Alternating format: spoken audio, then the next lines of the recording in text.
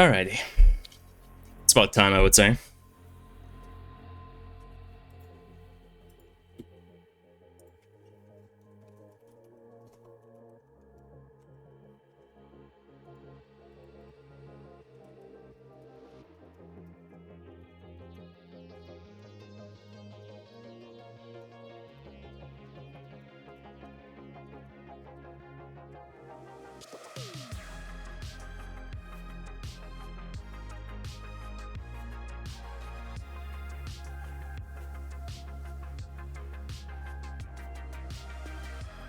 Dun, dun, dun, dun, dun, dun, dun, dun.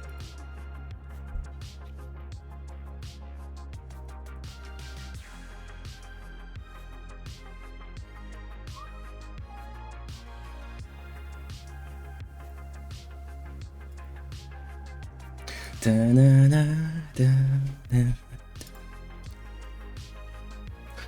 Oh, it's been a while. I don't actually know if they updated the game at any point between that. Ugh. Last patch notes was in February. Oof. I mean, the game ran pretty fine for me, so should be fine. Dun, dun, dun. I guess we'll have to see.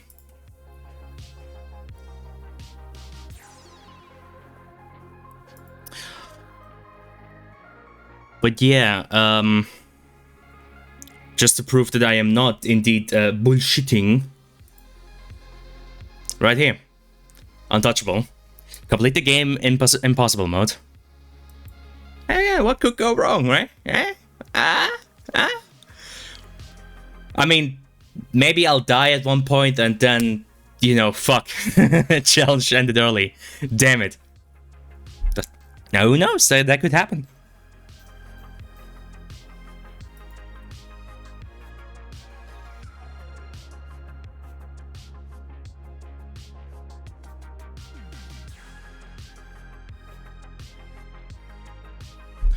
But yeah, all that aside, I guess we'll have to see. Oh, is my mic doing fine? I feel like I'm spiking more than usual. Hold on. Let me do a quick check. I am louder than usual. What the hell?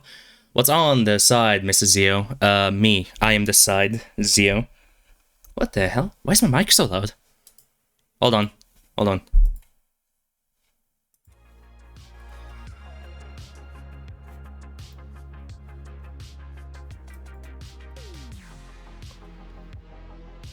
Oh, fucks.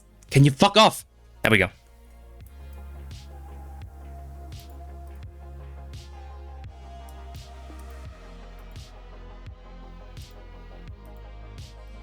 Oh, that's why. At least I think? I don't know. But yeah, hi BotClan. How's it going? I don't know. Still seems to be spiking, I feel like. I don't know.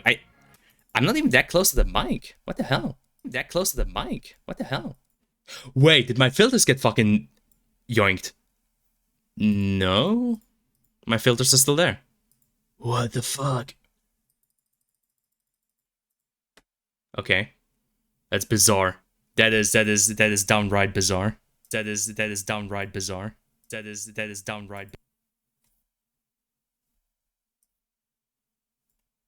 Okay, no, the noise suppression is still in. Huh.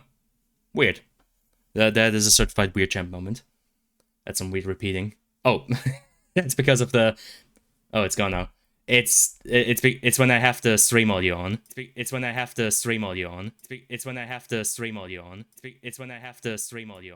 Yeah, basically when I unmute the stream, that's when you get it. It's nothing else. I don't know. Doesn't spike quite as much now. I don't know. My microphone's weird, bro. It's weird, champ. Certified weird champ moment. She sells seashells at the seashore. I am louder than usual. I don't get it. I genuinely don't fucking get it anymore. Hello? Can we kind of go down? Can we get much higher? Okay. Okay, I think... No, I don't think, actually. I'm sorry, I'm still fiddling with my mic control because I keep spiking up into the red. And I'm not entirely sure why.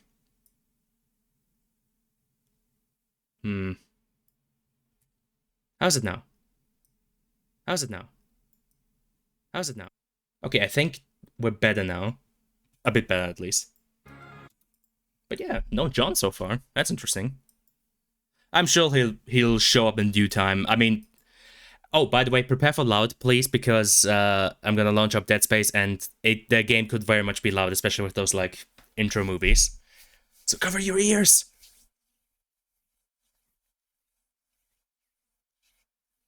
Oh, also, if I'm unlucky, we might have to wait on the game to build shaders. So, you know. No, nothing to worry about there. No, nothing to worry about. We're just building some shaders, bro. Just building in Minecraft. But yeah, the general idea of this run is to... Ah, fuck, you can't see the overlay. Fuck. Is to get the last achievement. I've got every achievement in this game except for one, and that is the last achievement, Untouchable, which you gain by completing the game on Impossible difficulty. And Impossible difficulty is basically you have to do a no-death run on the hardest difficulty, so you're not allowed to die. So yeah, an enforced deathless run. And if you do that, then you get the achievement. I've gotten the achievements for like playing the game with only one gun. I've gotten the achievement for like getting the secret ending and whatnot. I've gotten like the achievements for like doing the secrets and shit. So yeah, only one left. Yeah, we might actually be here for a while if it's building shaders like this. Oh boy. Fucking hell. But yeah, I mean, it is spooky month. It's honestly, spooky month's almost over. I barely was able to really utilize spooky month this year. I mean, outside of Fear 2, no other game that I streamed during October was really in the spooky territory. I mean, you know, of course, Stray, the funny cat game, is a hardcore psychological thriller. But no. So yeah, this, and depending on how long this takes, maybe something else, are basically my best chance at actually playing, you know, an appropriate game for the month. Also, I guess I didn't get to Resident Evil, though. In all honesty, I mean, there's nothing stopping me from playing Resident Evil Village after this. Even once October is over. You know, I just realized I probably could have just launched the game before I had started the stream. You know, to let it build its shaders and whatnot and get all of that out of the way. I fucking hope it didn't reset any of my settings, actually. I even could have had some music running. Oh, we're still building those shaders. God, this game took about as much time to build its shaders as I took about, you know, as I take building a house in Minecraft. By the way, the censoring in this game, if you activate it, is funny. They like literally just put like planes of like blurry shader planes in front of stuff.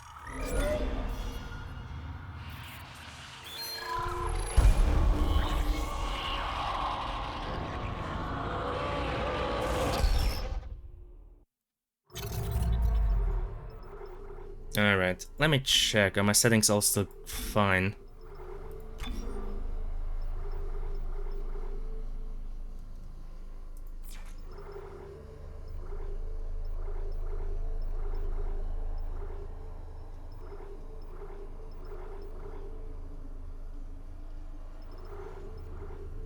I don't know about that DLSS though.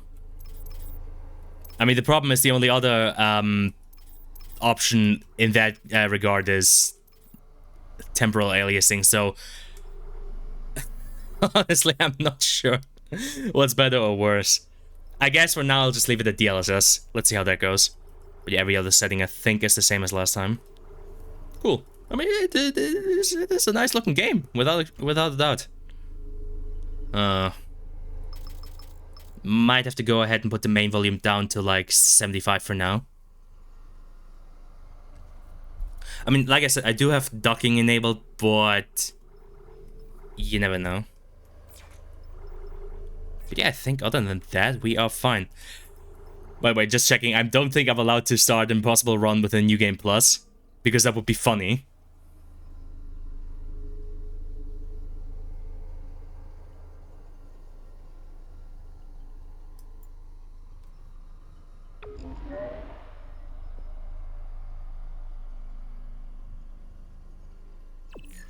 Yeah. Here we go. Impossible. A special challenge mode. Completing it will earn a unique suit and weapon. This mode has the same damage settings as hard difficulty, but autosaves are disabled. Only one save slot is available and one life. Dying prompts a full restart or continuing in hard difficulty. AKA, once I die, it's game over. It's an extreme difficult mode aimed at elite Dead Space veterans. While playing in this mode, you will have one life and one save slot. If you lower the difficulty, you will not be able to go back to Impossible mode during this playthrough. Completing game Impossible mode will earn unique rewards. Do you wish to continue? Yes. Okay, what's the worst that can happen? I just saw something in Discord.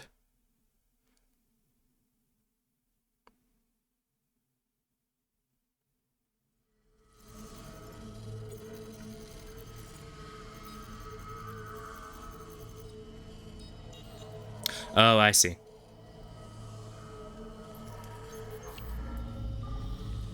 Sorry, just got pinged in a different server, that's all. Oh, I wish I could talk to you. I'm sorry. I'm sorry about everything. I just wish I could talk to someone.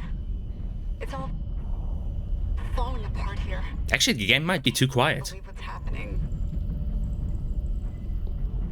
Strange. Such a little thing. How's it in your end, bot clone? Is the audio fine? Nicole? Yeah. First deferred from her in weeks. We're 5 minutes out. You still got that thing on repeat? Guess you really miss her. Ishimura is not a Audio's job fine. to turn down, Nice. But 6 months apart with only vid calls. It's rough. Easy to say the wrong thing. I don't blame you. I'd listen to my girlfriend over Hammond reciting security protocols. Forewarned is forearmed, Miss Davis. So you keep saying. Here we go. Nice clean re-entry. Aegis 7. Imagine 6 months staring at that chunk of rock. To an independent miner, that's paradise. Aegis 7 is one of the richest finds in CEC history. Some prospecting teams set up for life. Yeah, this is a nice looking game though. There. Confirming visual contact with USG Ishimura. What a beauty. Biggest planet cracker in her class, you know. And it looks like they already popped the cork. Why is it so dark? We should be able to see her running lights. Yeah. I'll get us into hailing range. Someone's got to be waiting up for us. Just be careful on the approach. I'm not taking any chances. Yep. with CEC's pride and joy. I'm currently thinking how often I've seen and heard this intro. Digging into my personnel files before we left. In this game and the original. I'm a computer analyst. Comes with the job. I ran standard CEC background checks, Miss Daniels. If you want to work in the big leagues, you have to play ball. Sir, we're in hailing range. USG Ishimura. This is the emergency maintenance team of the USG Kelly, responding to your distress call. Come in, Ishimura. I do remember from this game they definitely nailed the USG Kelly. oh, hold on a second, I'm a dumbass. My bad. I forgot. The fuck? Where is it? Oh, there we go, subtitles. Yep, my bad. There we go, I think around 10 is good.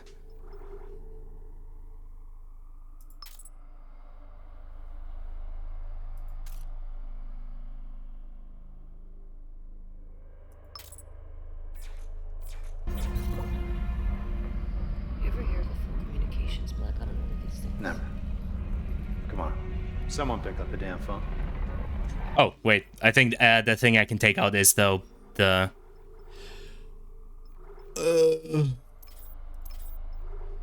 Yeah, the background opacity. I can probably take that out. There we go. So now, even if I'm yapping my bullshit, you can still see what the characters are saying. Sounds like their communication array is busted. Maybe a broken encoder. Daniels and I can handle it in 48 hours, max. Hey, that gives you plenty of time to catch up with Nicole. Yeah, I hope so. Isaac has a nice turquoise first name. Johnson, take us in. Gravity tethers engaged. Automated docking. Let's go. But yeah, what I wanted to say is they definitely nailed the size of the Ishimura in this game, because in the first game she could seem a bit small for what she's supposed to be. Override isn't responding. Shit, we're coming in too hot. It's gonna smash us into the hull. Jet, aim for that emergency stabilizer. There, the blue light. It might slow us down. Got it.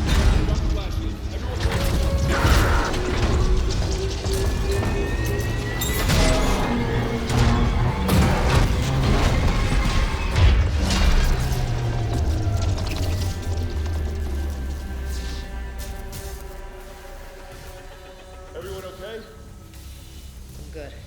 I'll live. Hey, Johnston, right? It's my ankle. Might be broken. Shit. But better than a broken neck. Or worse. Good call on the stabilizer, Isaac. Gotta always read the manual. What the fuck's going on with flight control? That guidance system's a death trap. Better add it to your repair list. Jen, what's our damage? Comms are down. We lost a port booster. Got a fire in one of the stabilizers and... Singularity core's a mess. Could be worse, but not by much. Then let's get some help. I mean, we could have blown up. Stay with the Kelly. We'll send a medic. Everyone else, with me. I do like the additions that they make here to, like, you know, the protocol and, you know, getting to flight command and sending medics and shit. You really do get the impression that, you know, they have functioning systems for this shit if, you know, if the Ishimura wasn't in the state that she is in this game. Oh yeah, lore. Crap, we came down hard.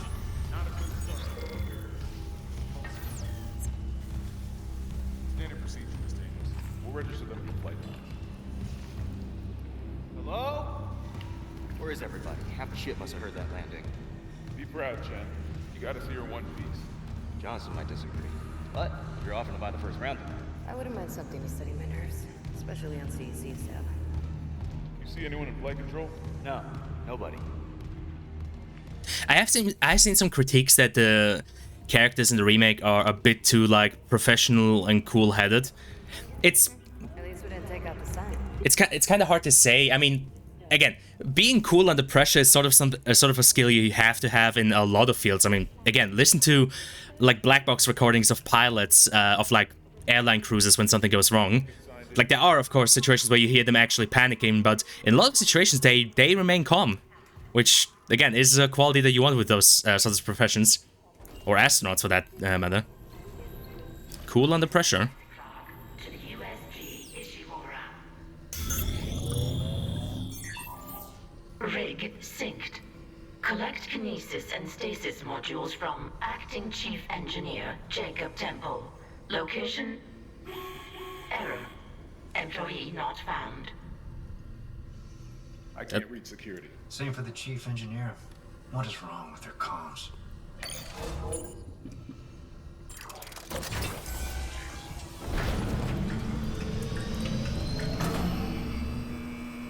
But yeah, it is a sexy as hell looking game. I'm not a big fan of the... Oh god, the ghosting from the DLSS makes me sad. Honestly, let me test something. I'm not sure how much it shows up on the stream, but I have a bit of a personal vendetta against DLSS. But that's just because my eyes are weird.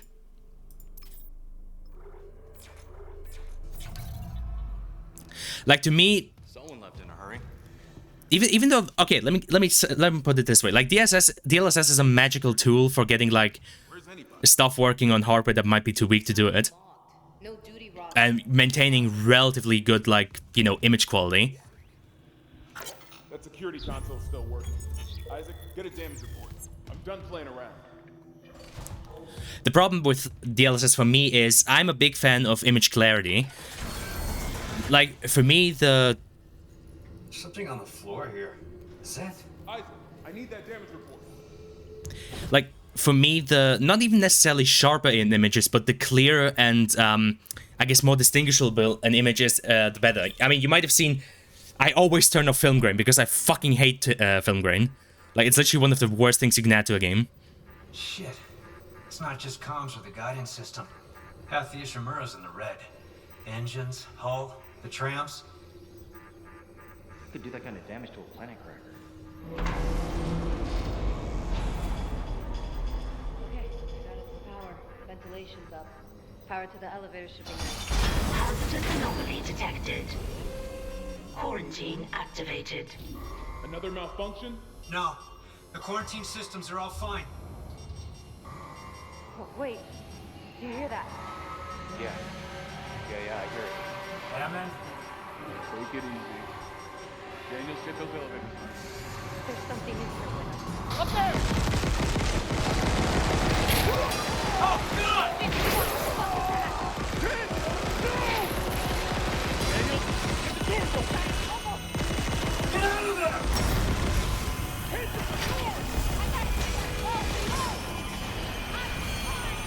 Oh, shit. Oh, boy. Hi. I don't think they can actually attack you in this section, but I'm not about to find out.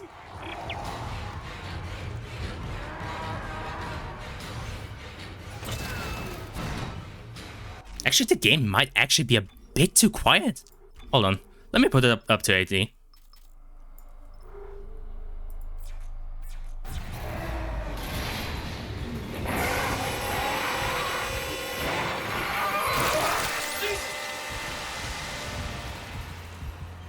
Also, yeah, the blood effects in this game on Isaac's suit are fucking phenomenal.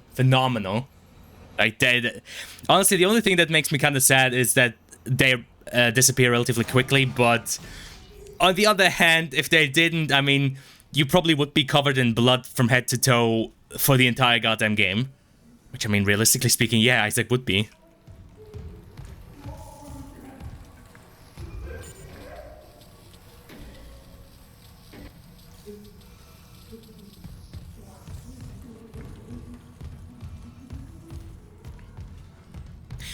Also, fun fact, they have a whole system, I think it's called the Alive system, for monitoring Isaac's breathing and his heart rate.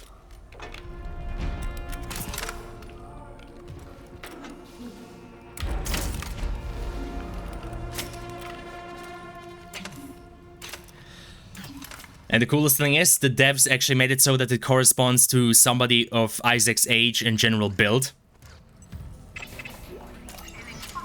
To, you know, kind of, to accurately maintain his, you know, resting heart rate and his agitated heart rate. It's the kind of shit that you can only have in AAA games because, yeah, how the fuck would an indie studio do that? Like I said, I have like a whole system for the entire game through monitors his heart rate.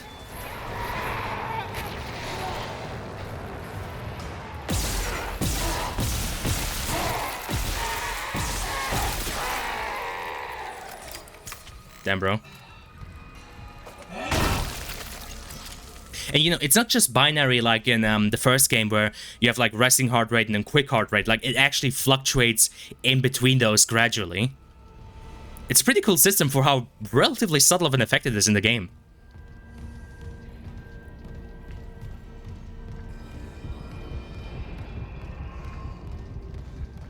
Also, that... I'm kind of surprised how easily the Necromorph went down. I am on impossible difficulty, right? Yeah, current difficulty impossible. Because, yeah, the Necromorph went down pretty goddamn easily.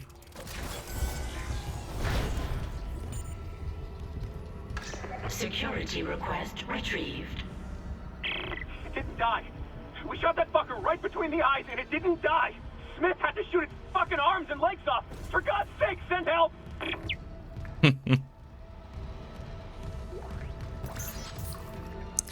But yeah, what I was, I think, about to say before Chen got game ended is temporal aliasing. I'm not the biggest fan of temporal aliasing either. Like, temporal aliasing has a lot of the same problems that the DLSS does. You know, shimmering, ghosting, and that sort of crap. Isaac. Oh my god, Isaac. You made it. Just... But to a lesser degree. Chen, is he, He's gone. Nothing I can do. What the fuck are these things? The ones I saw, some of them were wearing Ishimura uniforms. They're the crew? How the hell can they be the crew? Look at them. We need to get to the bridge. There's 1,000 people on board. Someone will be there. We can't. The tram system's wrecked. Everything's locked down because of the quarantine. And you're both repair techs, so how do we do this?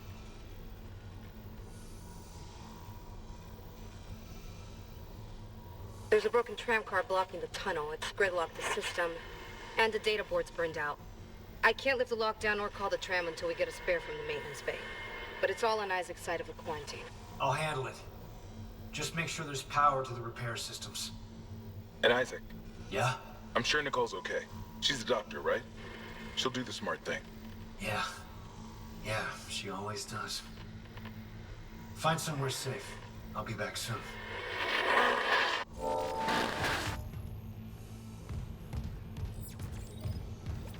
I don't know. I mean, I can see where some people are coming from, that it's technically boring that the characters are more calm under these, like, you know, difficult situations, but I have to admit I kind of like it. It's, like I said, it's, I don't know, I feel like there's a certain beauty to writing characters that are calm under pressure. Because, of course, there are situations where any character is gonna, you know, fucking lose their mind and start panicking. Anakin, stop panicking. Oh.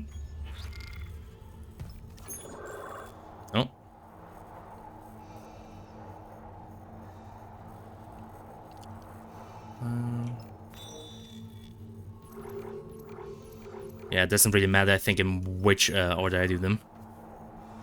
Because I'm pretty sure the data board is up there and tram replacement is down there, so...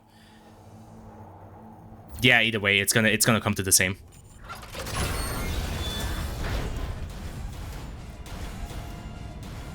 Now, early on, there shouldn't be too many situations where I'm gonna have to, like, shut up and focus. At least I think. There might be... Damn. There might be some situations later down the line where I will actually have to focus on, because, I mean, again, there's a lot on the line right here.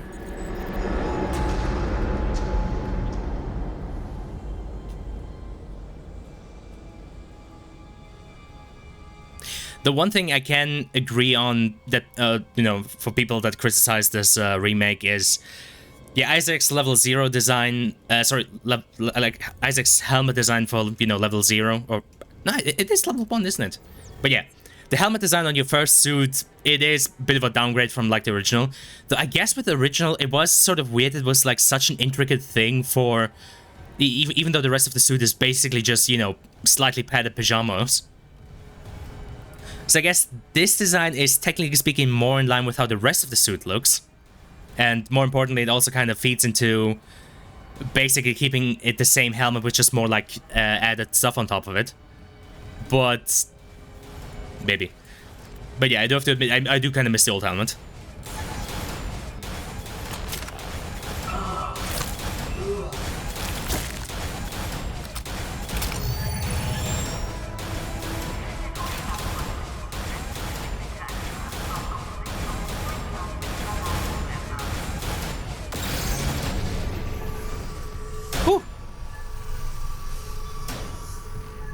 Steal the equipment from your dead co-workers. Alright.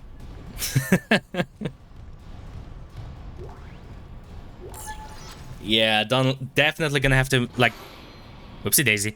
Definitely gonna have to make, like, liberal use of stasis in this.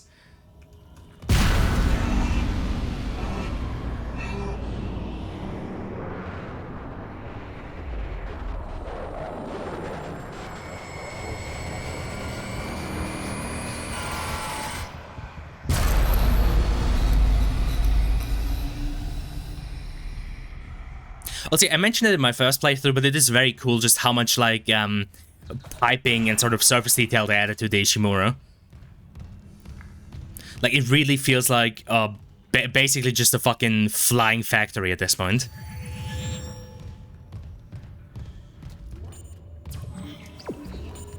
Oh yes, the great debate of the all-gender restrooms. I'm not sure how many people actually noticed that. I think I might have even mentioned it in my first playthrough, but yeah. Oh yeah, jump scare? Or, I guess, shower scare? Not yet.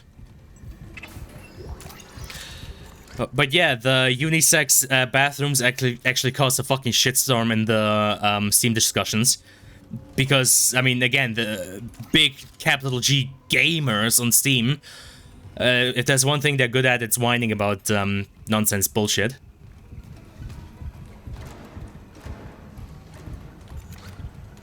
He told me to bring the others. Damn, bro.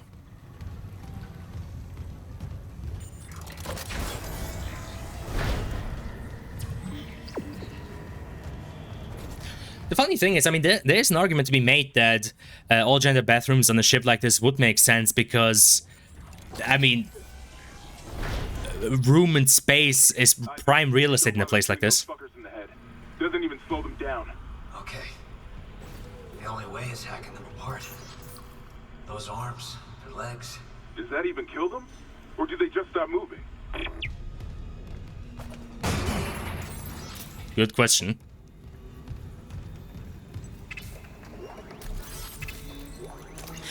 Definite upgrade from the first game is they don't hammer you with the, you know, hack off the limbs for like 4 times. Engineering. You got a stasis module handy? We need one in tram maintenance stat. The autoloader's fried. I got a damaged tram car on the tracks, and if the whole system's gridlocked, guess who they're calling? Temple here, sending a stasis module now. What happened to the autoloader? No idea. A lot of shit's been breaking down. I keep hearing things. Down in the gears where no one could be. You know? I know.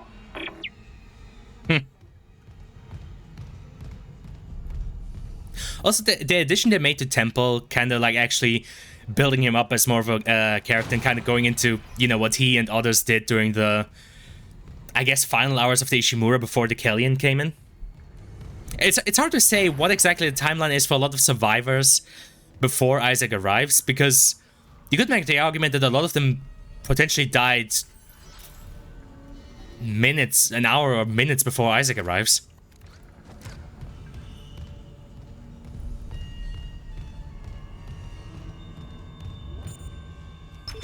Repair systems online. Loading system reinitialized.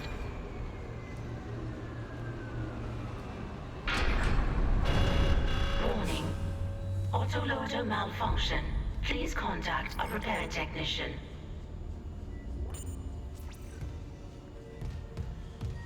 Manually attach these fuckers. Okay. Oh, hi.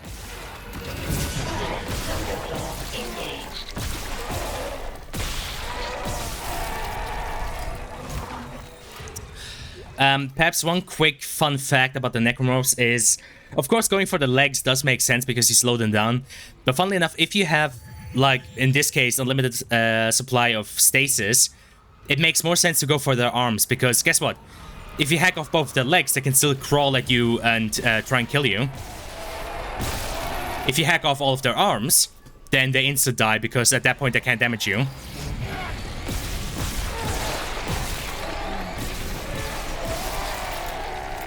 See what I mean? So, of course, if I don't have access to stasis, or have to, you know, kinda keep it around, then yeah, that is a point at which I would have to go for the legs.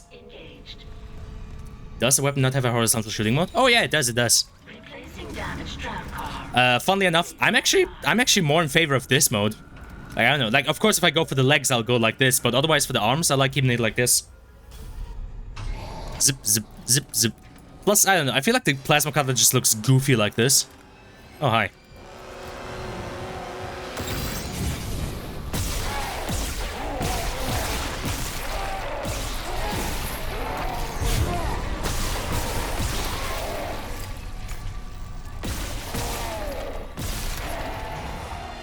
There we go. Anything behind me? No.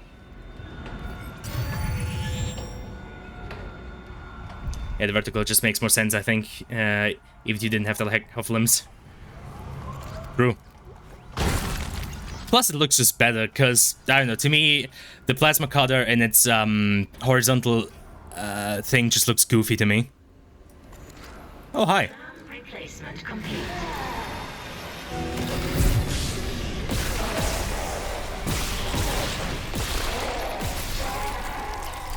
You got it. The tram was jamming the whole system. That's one down. You said a data board was fried too? Inventory says there's a spare board in the maintenance bay. We can't run the trams without it. Damn, bro. But yeah, I think I might have mentioned this in my first run as well, but yeah, I'm fairly certain the number of necromorphs is also going up. At least in certain sections, because, yeah, I think in the original you get, like, attacked by, I think, 4 necromorphs max during this section.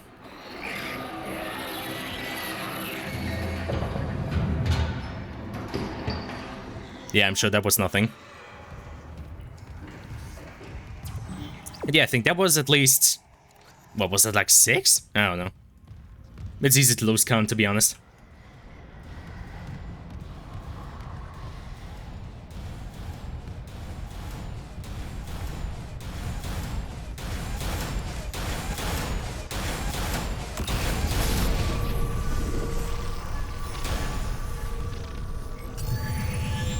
Oh yeah, more stasis. Man, I keep seeing shit I could throw with, Whoa!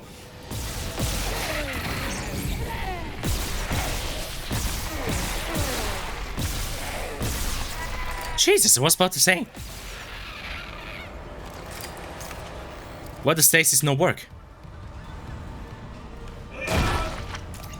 There you go. But yeah, I keep seeing stuff I could throw with the, what was it fucking called? The physics thing. I completely forgot. I feel like the door wouldn't do that. That seems kind of unrealistic to BH, not gonna lie. Yes! On this sci-fi ship that absolutely could exist, the only thing that's a problem here is the door. Of course, John. Also, hi. Welcome to a game where you definitely cannot complain about the graphics. Graphics. Oh, I need this graphics. Oh, hold on. Just saw somebody pinged me. Who dares ping me? Was it you, John? Oh no, it was Sherman. What the fuck? Shock from the... Someone was P2 finish, which was like for was lost P6. Oh god, there's a whole article. Okay, I'm gonna have to read that after the stream. I just don't think it's plausible. I don't know. Like a glitch in door control that causes it to think, oh, I have to open, oh no wait, I have to close, I have to open, oh no wait, I have to close. Doesn't seem so implausible. Like if you have a system, you know, running the doors, and somehow that system is glitched, so it constantly opens and closes. Doesn't seem too unlikely to me. I feel like something that fast would be a safety violation. Yeah, well, we're gonna find a lot of safety violations here on the Ishimura. It's kind of the point.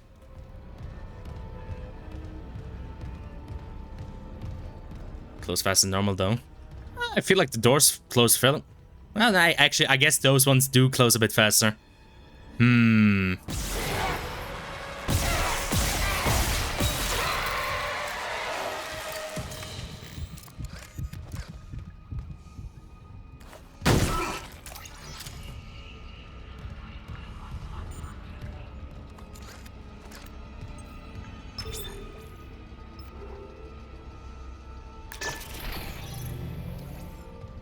There we go.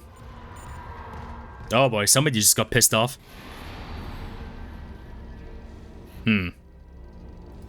I wonder.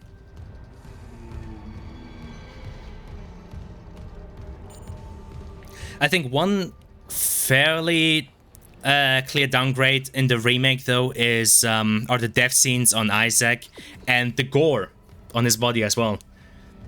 Because I'm not entirely sure if Isaac, when he dies, if he can actually get cut in half. Because the first game actually had quite the damage model on Isaac. Especially if he got bisected. Oh boy.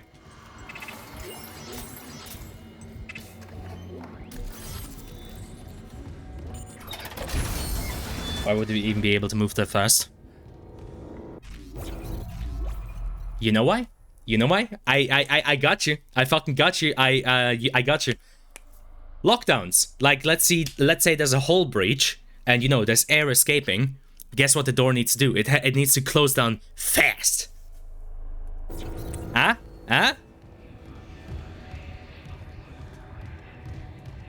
Like in that situation when there's a hull breach and there's air escaping, it needs to close down super fast. So maybe that's what's happening. Like there's a glitch in the system that makes it think, oh fuck, air is escaping, I need to close fast.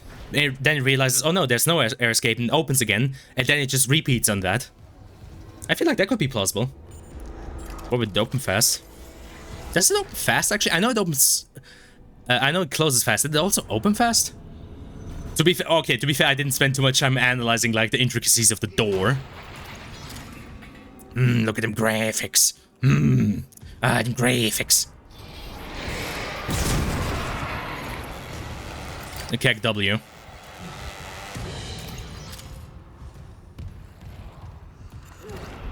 Oh, hi.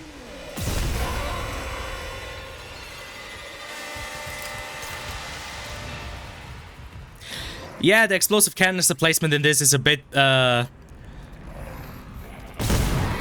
than the first game.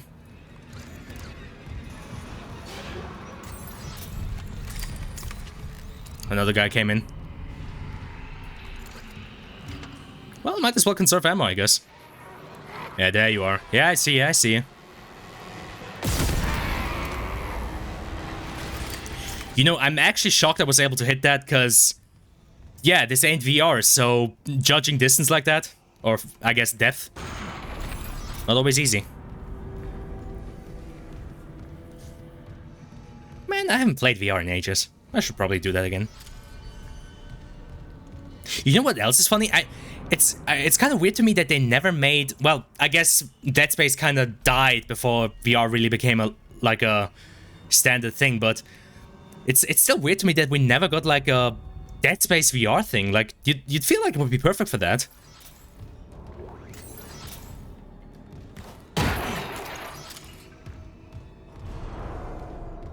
Well, to be fair, you'd never manage to convince EA of doing anything VR related because my controls and my profit.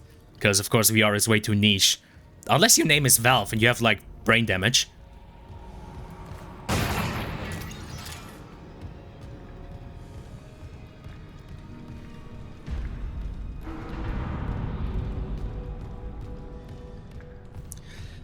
But yeah, talking of Valve, it seems that CS2 is doing fine, aside from some bugs, but...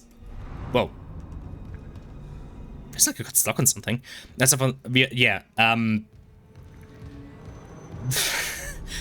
there's still... Like I said, I'm personally a bit worried by them kind of just, like, erasing CSGO out of existence. That's because... not even because I'm, like, emotionally attached to the game, it's more so just, like... why, though? In German? But yeah, I guess, I mean, I have to admit from a business standpoint, it does make sense because... Let's be perfectly honest here. Had Valve decided to keep CSGO as is and release Counter-Strike 2 as like a standalone thing, you know Counter-Strike 2 would never have gotten the player numbers it's gotten now because everybody just would have stuck with CSGO. Like, it would have literally cut the player numbers in half or in thirds or something like that. Like, I guess in that regard, you can almost argue that CSGO is too popular for its own good. Oh, hi.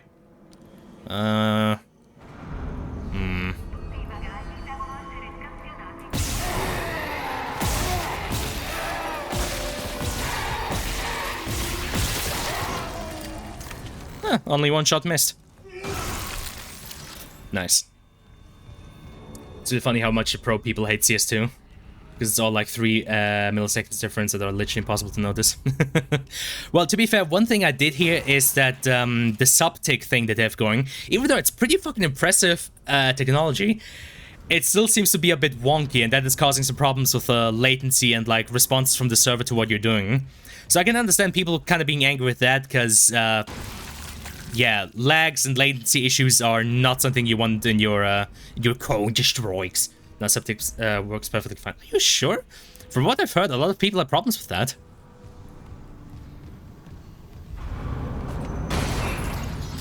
I mean, they might have fixed it by now. Just the last thing I saw was that sub-tick was still having issues. Oh, whoops.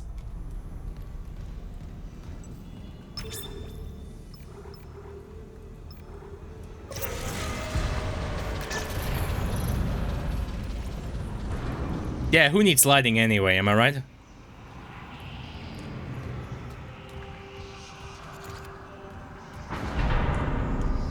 I don't think the game should be too dark for stream.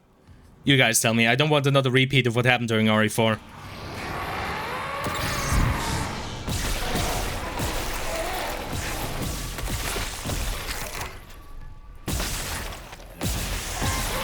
Mans was coming in hot.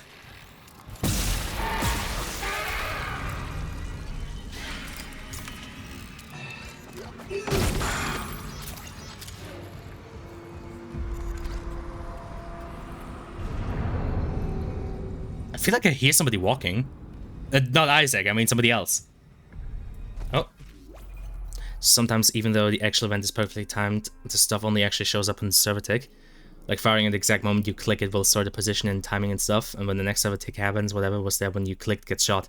But the actual feedback doesn't show up until the next server tick. So people think there's input delay. I feel like, though, to me that seems like that would only cause more issues than solutions, because yeah, then you have the whole sub-tick thing, but when you still rely on the ticks, then you're back to square one, where you still have the same issue of, you know, stuff getting delayed because you have to wait on ticks. Okay, I mean, it's cool that multiple actions can, like, be stored to be executed in the next tick, but if there's not enough ticks, I feel like that would still cause, you know, delay. So before it's just the problem is moved. Yeah, but all the actual important stuff doesn't get delayed. Sure, but I mean, like I said, I haven't experienced it firsthand, but I feel like I've seen some things that make it. Okay, what is bro cooking?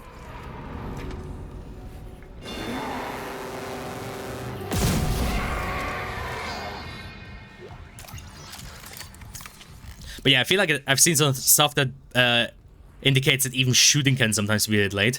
Which is a problem in your shooter game.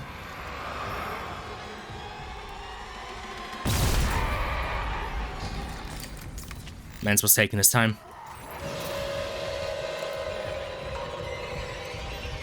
Oh, this might be oh wait, this is too close for comfort actually.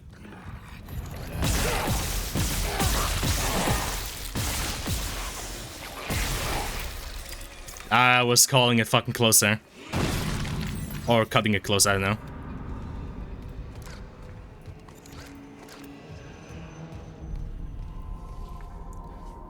Side of it is delayed. Okay.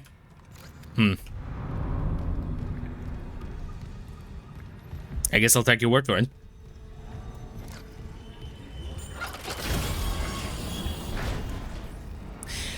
I mean, I guess it kind of remains a matter of perspective, because maybe it's also a problem of communication on Valve's part, because I mean, you don't want your players to be unhappy, right? Or perhaps your place to, say, to join is to survive. Okay. And you don't want your players to have the false assumptions. Now then. That's a clear one. Also, that's a... Actually, you know what? I'm gonna go ahead and invest early into air. Because the last thing I want to happen is to die because I run out of fucking air. There could be some other stuff at play, but the actual raycast bullet that does damage is what it's supposed to. The only way to fix it is to move a bunch of the visual stuff client-side. But it's not? Isaac, we can't stay here much longer. Hearing a lot of movement. Hold on. I got the data board. I'm coming back to tram control now. Daniel, get ready to go.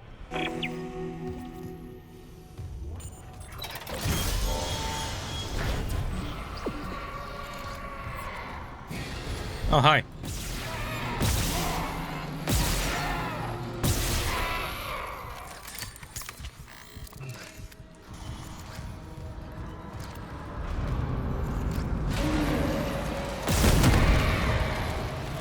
I mean, it remains to be stated that the gore in this game is pretty damn fantastic. Like, I'm not sure I've ever seen... Well, okay, there have been, like, sub-damage systems, especially, like, the stuff in RE2. But I'm not sure I've seen quite a system as detailed as the, like, shearing or skinning system, or... No, peeling system, that's what they call it, in Dead Space here. Like, yeah, just peeling off all the fucking different layers of an enemy is pretty fucking cool, all things considered. Source of this client side to kind of have a side than the actual network stuff. Server side just means logic that is capped to whatever tick rate, not physically running in a server. I know. But yeah, I guess it remains to be seen. I mean, I doubt it's gonna result in any like large problem. Like I find it funny that there's people like unironically saying, "Oh my god, this is the death of Counter-Strike. Counter-Strike has fallen." Like, no, just no.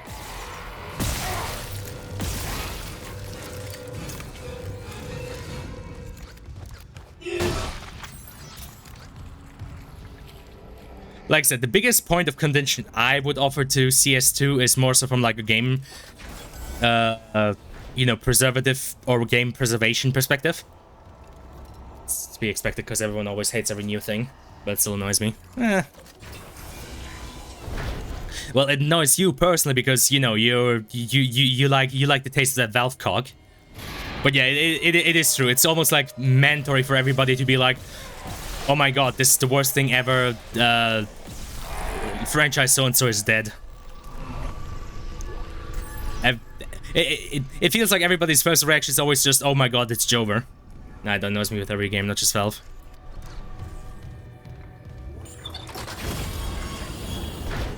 It do be like that sort of Twitter mentality, isn't it?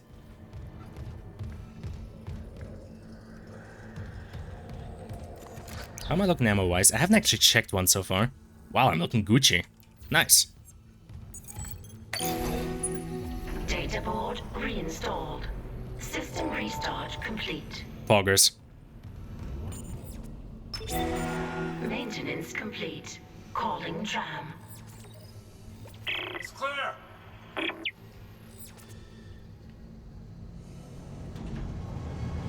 Now arriving at flight deck tram control.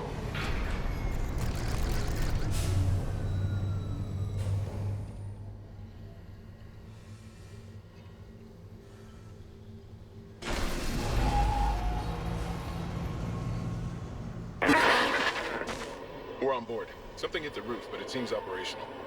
Quarantine lockdown's lifted, so you can get to the hangar. Comms are still down though, so be ready for anything. What's the plan? You and Johnston fix up the Kellyan. We report to the bridge. Standard emergency protocol. What? Protocol? Hammond, people are dying here. And I'm not losing anyone else. We stick to procedure. We'll get through this. We'll see.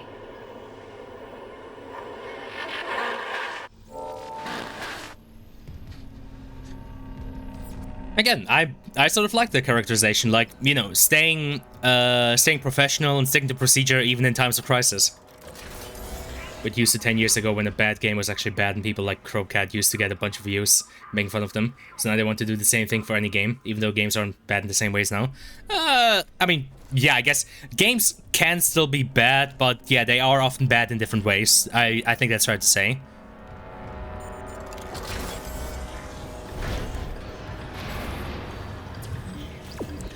More often than not, bad are games in very, more so subtle and design, aspect things.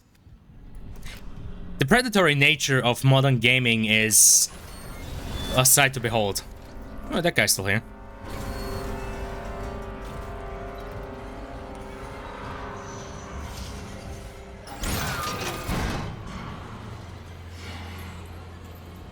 Like, it's kind of depressing how often one of the first pieces of praises you hear for a game these days is, oh my god, it doesn't have, like, microtransactions, or oh my god, it doesn't have a battle pass, or oh my god, it doesn't try to fucking nickel and dime you for every goddamn fucking piece of content. Like, I mean, those are good qualities, but it's kind of tragic that's usually the first thing we praise these days. Like, yeah, the standards have fallen so goddamn far. Game is actually technically bad, like the writing might be shit, but the game is still gonna function 95% of the time. Disagree. Non-functional launches are still they are definitely still a thing. I mean, behold your eyes upon Battlefield 24... What is it called again? 2049 or some shit like that?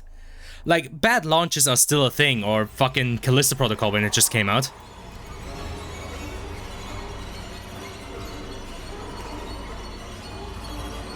Like, I would argue technical problems with games are actually more prevalent than they were years ago. Well, not maybe 10 years ago, because the whole concept of, like, day one patch was already becoming very much a thing 10 years ago. But you go back, like, 20 years ago, and guess what? Games had to be fucking functional when they came out.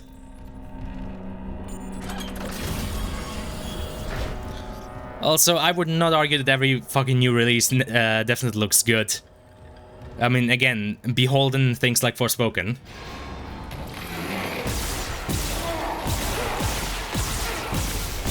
There's a guy behind me.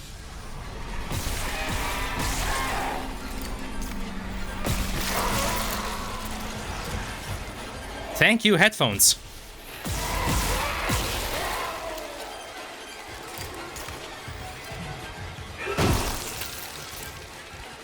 Like, I'm not sure how much the stream picked it up, but I could distinctly fucking hear somebody behind me. Yeah. Invest in good headphones, kids.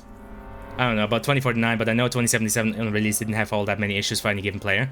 Oh, come on. I mean, it was functional. It was playable. Like, yeah, you could pick up, like, you know, Cyberpunk 2077 1.0 unpatched and play through it, but it had a lot of issues.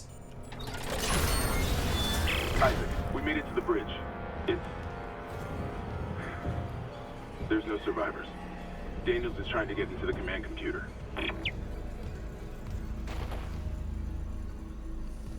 Damn, Shen is gone. Like, I don't know. I feel like right now you're just on copium, because 2077, like, it wasn't as bad as some people said, but it still had a lot of issues. Wasn't that bad? It was certainly bad. Like I said, it was functional, but you had misaligned animations. That whole, like, intro sequence after the, like, scrapyard was broken in many ways. I remember that early chase sequence that you have together with Jackie was completely fucking broken on my end. Like, it was especially a lot of the scripted sequences that were just non-functional.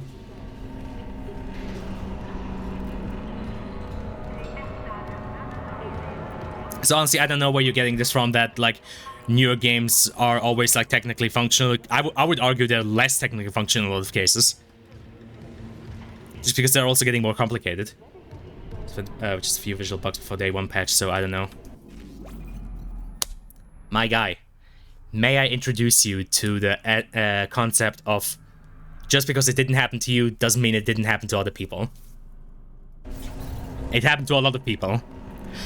Like, the way CD Projekt Red got ass blasted, I would definitely argue was, you know, uncalled for, but them getting ass blasted to a certain degree was definitely deserved. What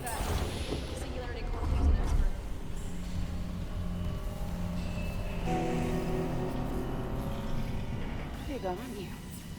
Is that blood? Haley, I need you to listen. The Ishimura's overrun with... they're fucking monsters. You didn't hear anything? What? No, the comms are still out.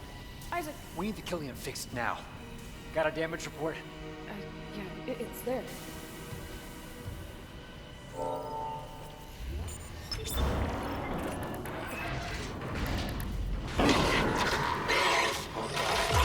Singularity core.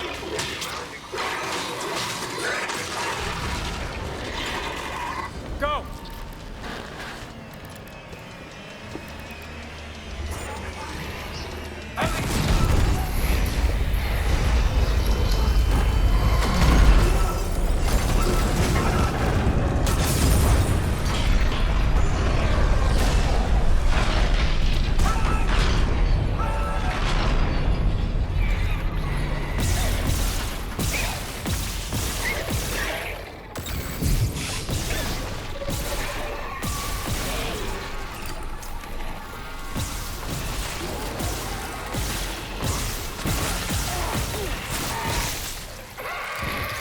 He's not dead yet. Now he's dead.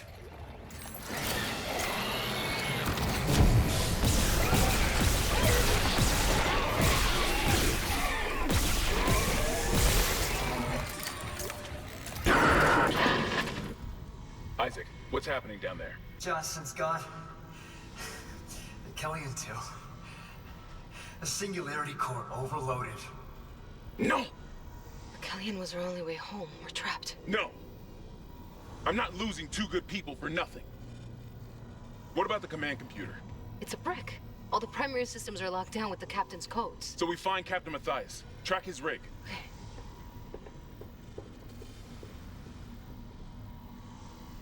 Okay, here. Captain Benjamin Mathius. Location medical. Status deceased? Even the captain? God. Isaac, you're closer to medical. You can double back and cut through maintenance. Find the captain's body and get his rig. With his codes, we... What was that?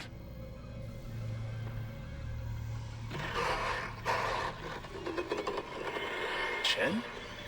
Hammond, run!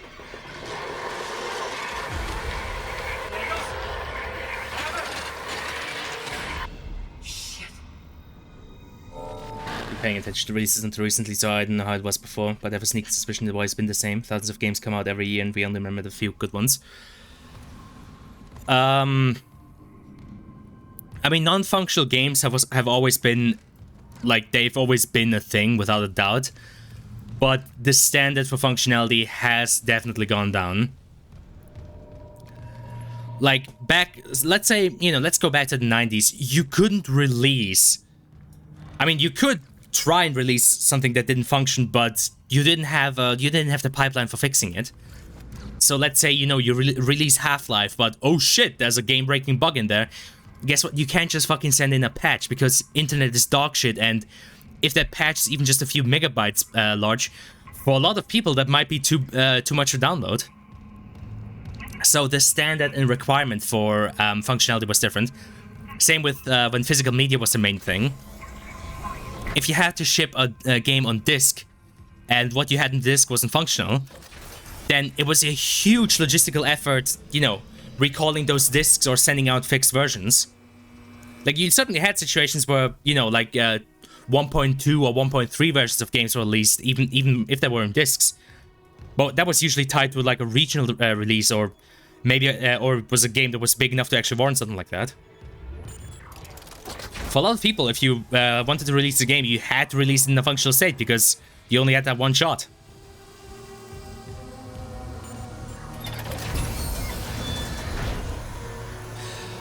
Like, I would argue around like the tail end of like the PlayStation 2 era,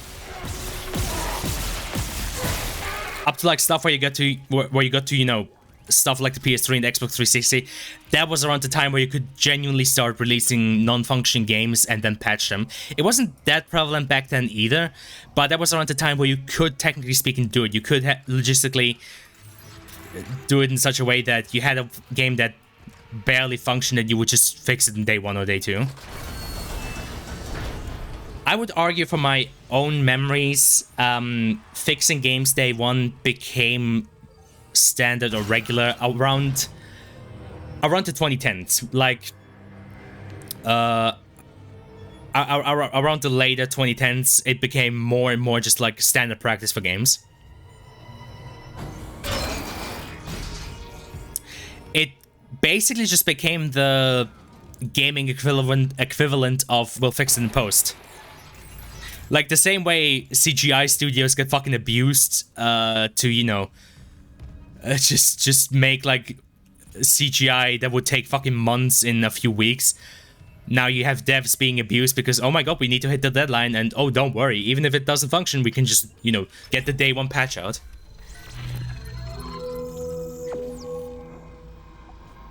Oh yeah, I do have those funny suits. Though, don't worry, they are just cosmetic.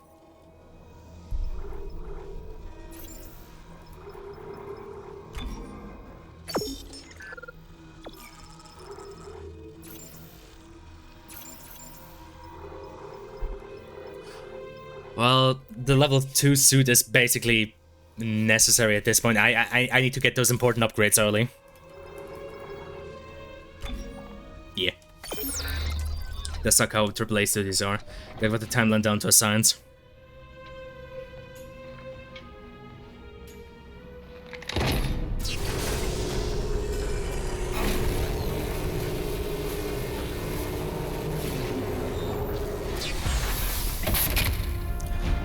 There we go.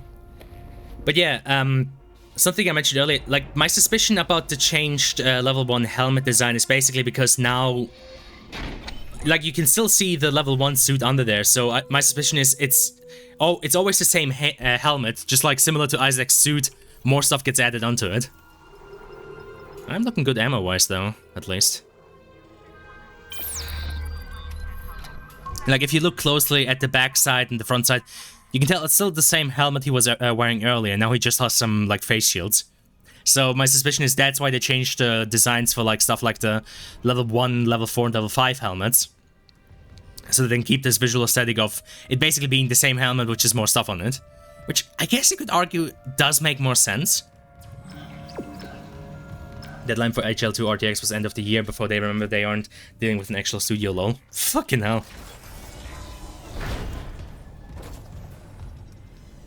Yeah, who'da thunk?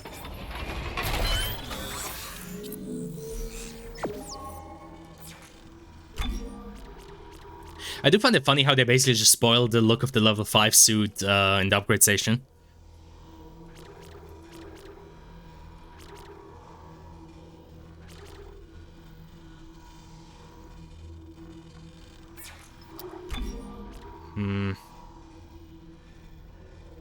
Getting that stasis energy...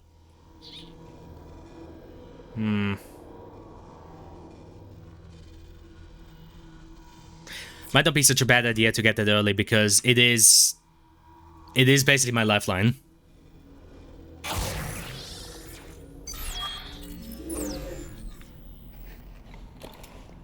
Plus, it means I don't have to use anything up to fill it up again.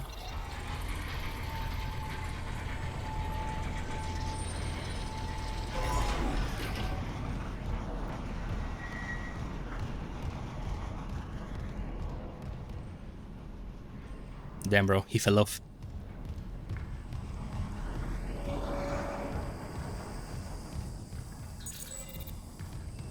I think I do want to get close to those because I think at least at that point they get marked on my map. Yeah, they do. Cool. I can never tell what visual style this game even has. It's like steampunk sci-fi. One very good point that Mandalore Gaming did in his video, which I'm still kind of upset about that I never realized that, is... If you look at this game, one very important aspect to it is ribbing. Like, you'll see this repeat of, like, so basically rib cages all over the place. You see it in Isaac's suit, you see it in, like, railings and covers. You see it even on the Ishimura. Like, I know you weren't there for the intro, but if you look at the Ishimura from the outside, she's basically a giant exposed rib cage. So one definite, like, visual aspect of this game is just, like, having these, like, rib cages wherever they can. Oh yeah, the Kinesis module.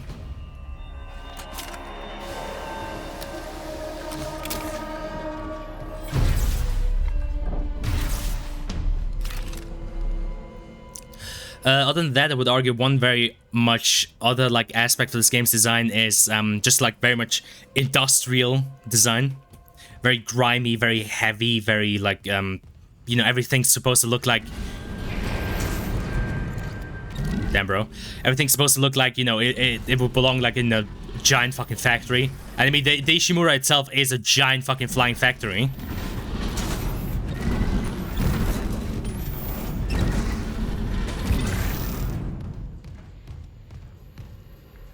Damn, bro.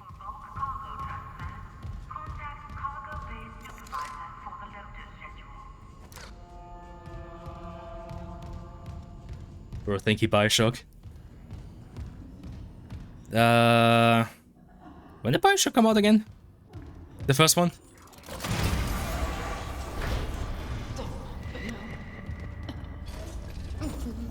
Gotta hold the line. They all came back.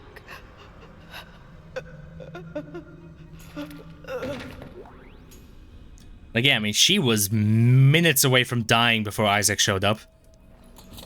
Like, you don't really survive having that thing jammed to your heart for long. 2007. I guess the original Dead Space came out in, what was it again, 2009?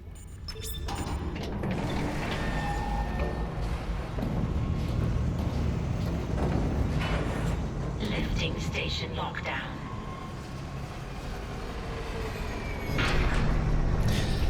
To be fair, there's a good chance that the main inspiration for the Kinesis module was maybe the gravity gun first, before, you know, telekinesis and Bioshock. I mean, it's got somewhat the same visual aesthetic with you, you know, actually, like, picking up with your hand, but...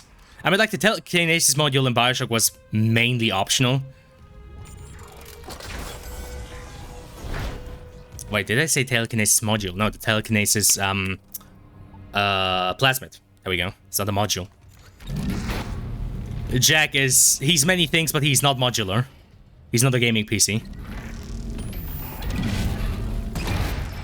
Oh, there has to be like a Bioshock-themed gaming PC, right? Actually, depending on how you do it, that could actually look pretty sick. Though, I guess it could also get really fucking old if you stare at it for too long. Quake in the end. Since HL2 is based off HL1, and HL1 is based off Quake. I guess in a sense. I mean, not necessarily design-wise, because at this point we're talking about, like, a Isaac. design aspect. Daniels, we were attacked. She ran the other way. No, nothing. Medical's a slaughterhouse. They barricaded access to the morgue. The morgue? Yeah, but the barricade was put together in a hurry. A hydrazine tank might blow it open. Just need a detonator, like maybe a shock pad. Nicole could be through there if... Isaac. The one who attacked us. I swear to God it was Chen. But... I saw him die.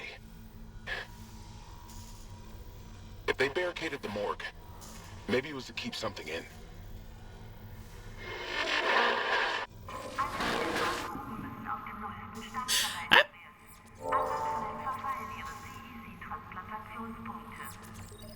Oh hey, that announcement was in German. I do have to admit, I don't know, I kind of like Hammond's acting in this game. Also, that's kind of cool. You can actually see the welding marks. But yeah, I'm not sure if we can bring the everything is based off of Quake meme in this situation, because the inspiration from the gravity gun would be more so a design inspiration, less a technical one. So I think in this case we can't actually bring the meme that we can't actually do the meme that everything is based off of Quake. I forgot I should maybe fucking equip this thing. I think that's slot 3. Nope. Hold on.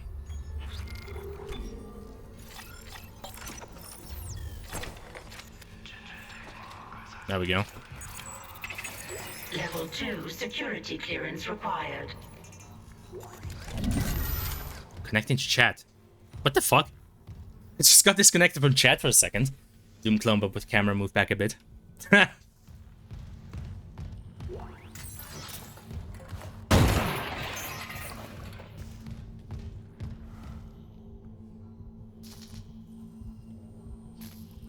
You know, I wouldn't be opposed to checking out Isaac's player model close up. Because I'm fairly certain they did a lot of baking, but you can actually see some of his like larger folds in his suit are like actually modeled in.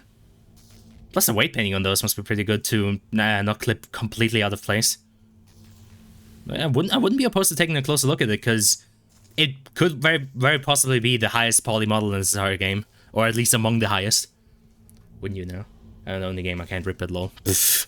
I doubt you could actually rip it, because I think it's based on Frostbite, and I don't know if there's any, like, tools for that.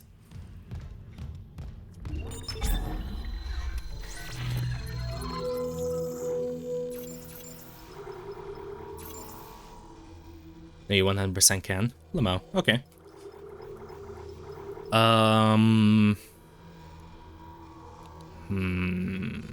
Okay, I'm gonna put one of those into storage.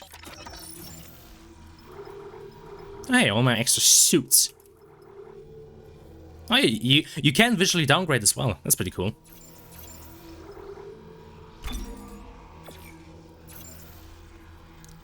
There's a bunch of Frostbite games. Oh, okay. I mean, I guess it could be interesting to look at look at the player model from like, you know, a professional game, because I don't think I've really ever done that in like, you know, in software like you know, Maya or something like that.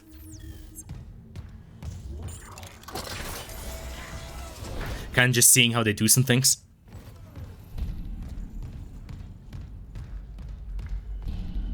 It's not really worth doing. You know a lot from it, I think. Yeah, that's also my thought.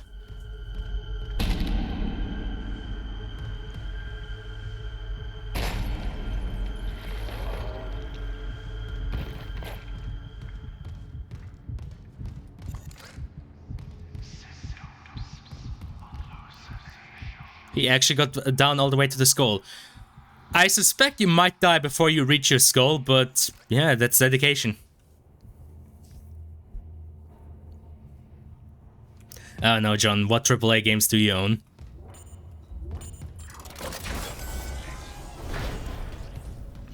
Actually, do you have any like FBX on hand from Half-Life Alyx? I mean, I feel like those are reasonably high poly. Might be interesting to look at those. Alex? Is that you? Alex?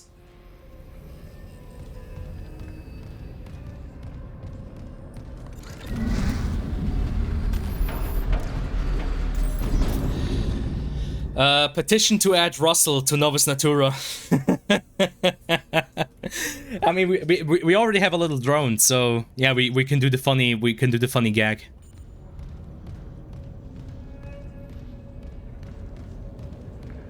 Kill yourself? Question mark. Parker, are you there? I know you're having a tense moment, and I'm ruining it by talking to you. But Parker, let me tell you a funny joke. I downloaded the internet.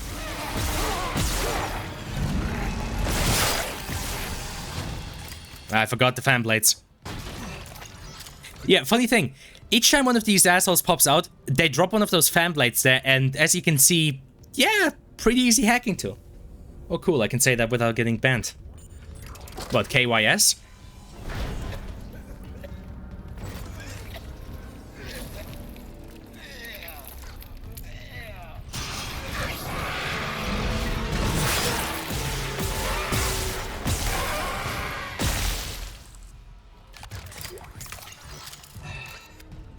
I think that man was an accurate representation of your reaction to Russell. Just vomiting blood.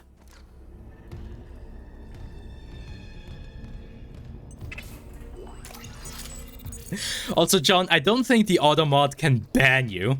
Like, I think all it can do is delete messages, but I don't think it can actually ban anybody. At least, I fucking hope so. Okay, let's get the capacity now. Probably not. I fucking hope not.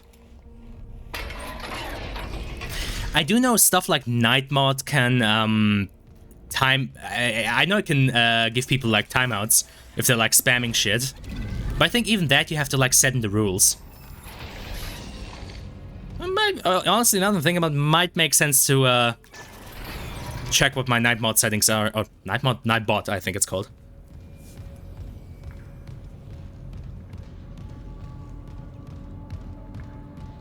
Be kind of still to be banned from Twitch. Would be slightly quirky. Yeah, John Quest FM does get quirky at night. Patient log retrieved. I hear the tests on patient Harris were inconclusive. Given the reports from the colony, he's lucky to have his faculties at all. Well, a divine experience would leave an impression on anyone's mind. Perhaps. But I saw nothing divine in all that blood. The suicides. This is a revelation, Terrence. We just need more insight to translate it. You think this insight can be found in Mr. Harris's psyche? I'm positive. And with Captain Matthias barring any visits to Aegis 7, this fellow may be our best chance. Harris is Dr. Brennan's patient. And your methods... Look, Mercer, things are complicated enough already. I can't sign off on this. You'll do what's best, of course, but how long can we afford to wait?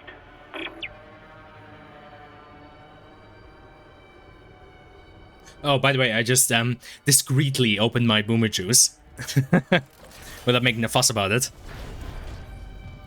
I was going to say something, but I feel like I might have forgotten. What was I going to say? I don't know anymore. But yeah, if I remember correctly, I do have my like auto mod settings pretty lax because, I mean, I don't really care that much. Like, I think aside from the occasional stuff that maybe arson sets, I doubt I have much, if any, like, banned words or shit like that.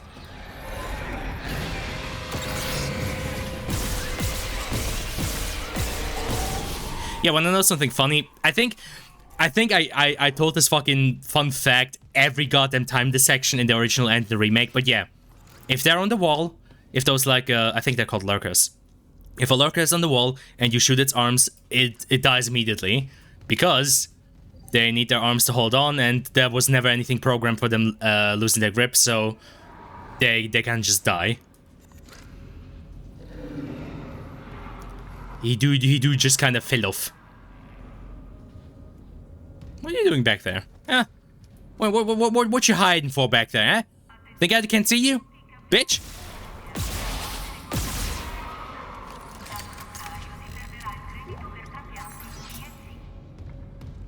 Speaking of being discreet, I got Dishonored 2. Heck W. It's because they somehow fucked up the movement slightly in Death of the Outsider, but seems fine in 2. Okay.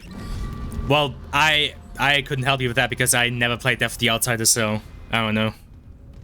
But yeah, far as I remember, the movement seems fine in Dishonored 2. As I mean, yeah, as I said a few times already, that's another good candidate for streaming. Speaking of streaming candidates, I officially got Return of the Obra Dinn, so one of these days I'll be able to do a smart man puzzle stream. Hopefully I will be smart enough to actually, you know, do the puzzles. And how fun killing everyone is when it's meant to be a stealth game. At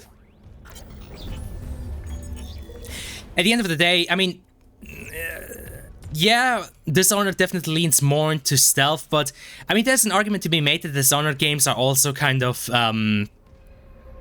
you know, immersive sims to a degree, especially because they were made by Arcane.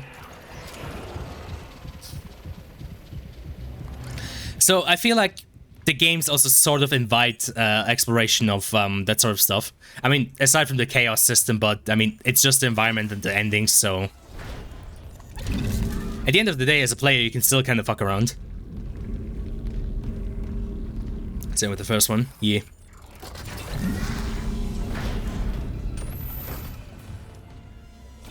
Yeah, they do have a bunch of content with the chaos system as well.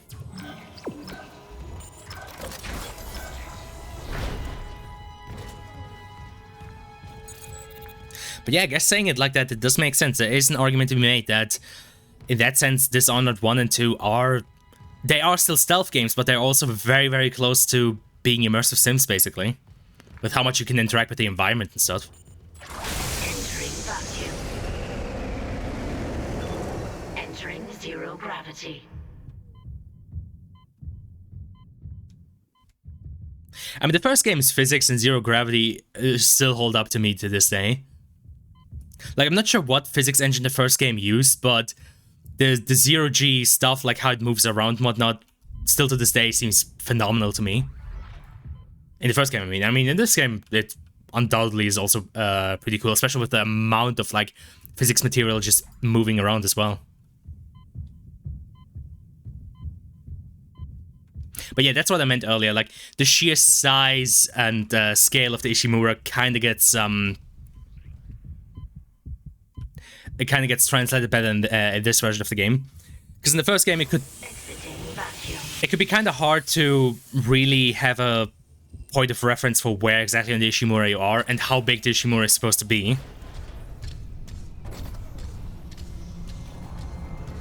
Oh yeah, flying. So everything outside of Blink and Knife aren't required. True. I mean, I guess it's kind of the curse of game design, because how do you force the player to use all the tools you give him? Because if you actually genuinely force his hand to use them, then, you know, the player may end up resenting you. But of course, if you leave it open-ended and leave it up to the player to use that stuff, then you might just end up in the situation where somebody's like, hey, all I need is blink and knife, so why should I use any of these other tools? I mean, you could even extend that sort of thing to Novice Tutorial in the end. Like, the amount of tools we could give the player is potentially endless, but how many of them would get used ultimately would be up to the individual player. Or a matter of blink and knife are both way cooler than all the other options. I wouldn't say that. I mean, there's some very cool stuff you can do with, like, the traps, the fucking, the different bolts, all the setups you can do with, like, the spring locks and shit.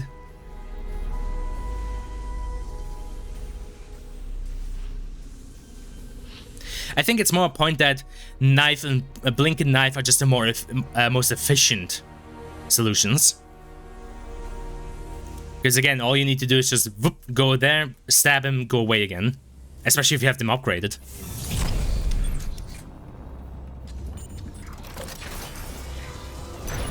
Like, they're the easiest, cheapest, and most efficient ways.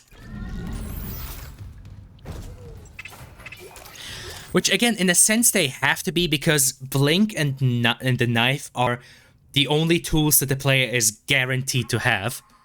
So you have to make them reliable, because in the event that somebody just refuses to get any of the other ones, you have to make sure that they can still finish the game.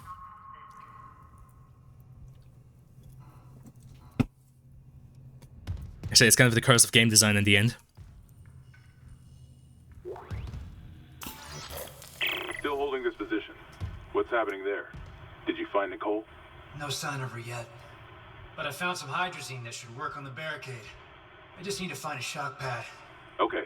Work fast, Isaac.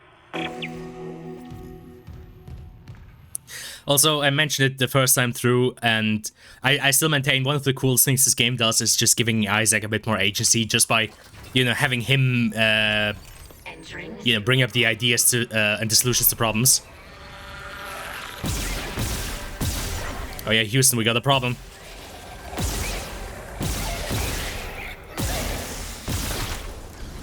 I need to maneuver.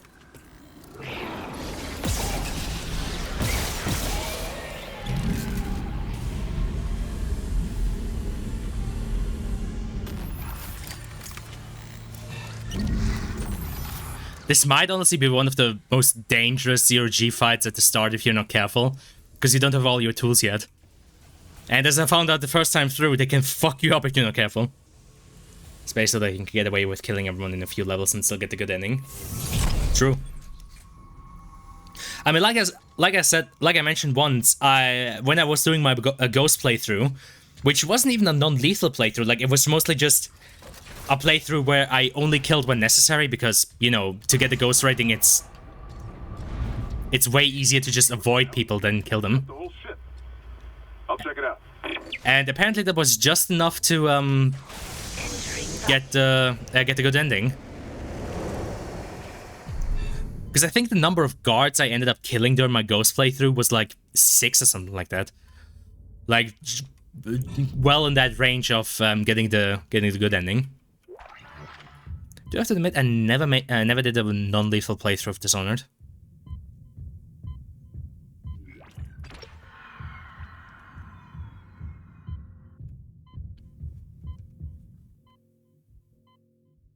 How can I hear that alarm? Oh, maybe it's vibrating through the ground. Yeah, that could be a solution. I mean,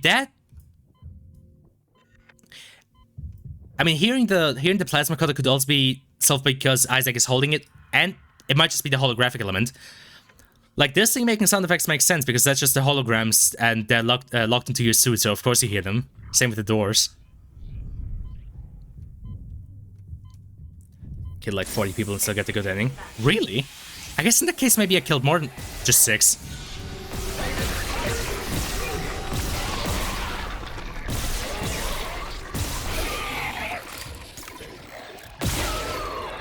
I could have sworn to get like the golden ending, you're not allowed to kill them like more than 10 people. Though maybe I'm misremembering. Because 40 seems pretty damn high. Like, I feel like at that point I'd have to actively try and get a high chaos run. And, I mean, I thought the high chaos run is supposed to be the run that you get for not trying hard enough. Took one step out of the captain's nest and Chen, that thing, he almost got me. You okay? I trapped him in a damaged escape pod. He's snarling like, this is fucked up. Hurry, Isaac. Exiting zero gravity. To be fair, I'm not entirely sure we have all the information on the chaos system at all. Oh yeah, schematics. I almost forgot.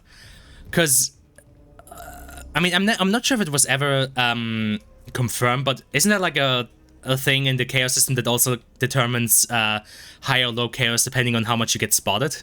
Like, I know obviously killing people has an effect on it, but I could have sworn there was also a thing that... Oh, hi. That basically confirmed that getting spotted kind of adds to it. Shit! I know this is too late.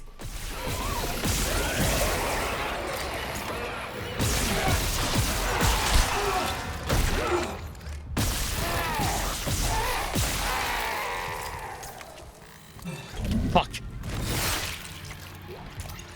I couldn't hear him because of all the fucking steam.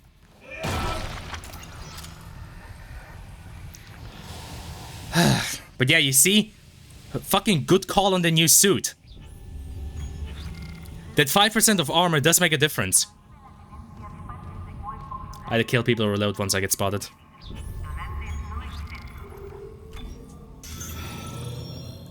I mean, to be fair, for the ghost run, it was just reloading because, yeah. You do not get spotted.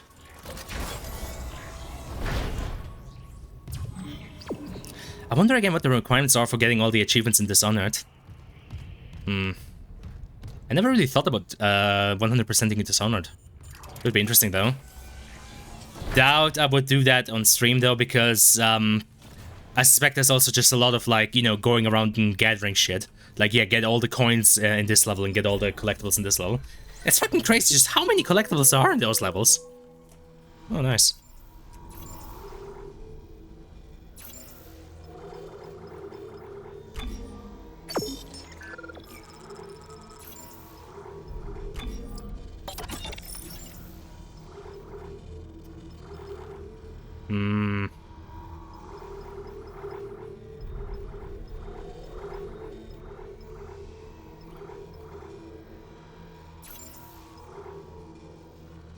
I'm gonna hold off on that.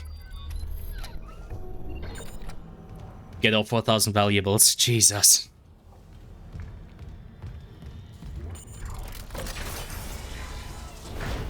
Yeah, in that regard, Dishonored has zero fucking chill in that regard. Oh hey, first stutter. Well, to be fair, I think it just had to load up an entire area.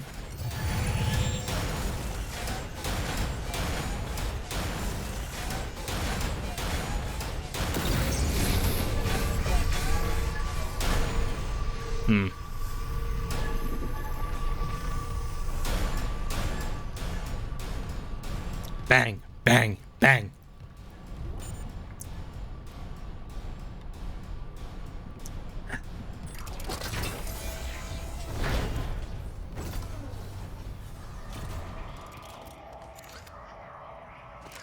Oh yeah. Shit.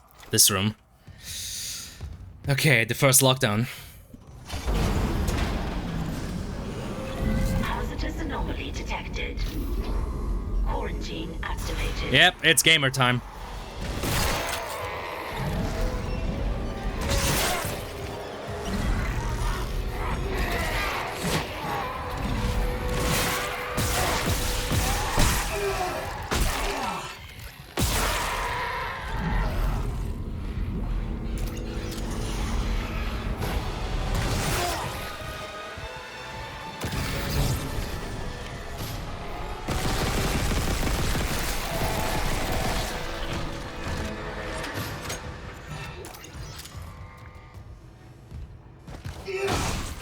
Could this one I heard another guy back there?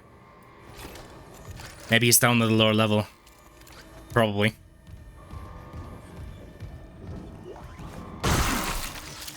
Again, invest in those goddamn suit upgrades. Like, the inventory space is one thing, but the most valuable thing about the suit upgrades is, without a doubt, the armor. Like, that 5% damage reduction can and will save your life.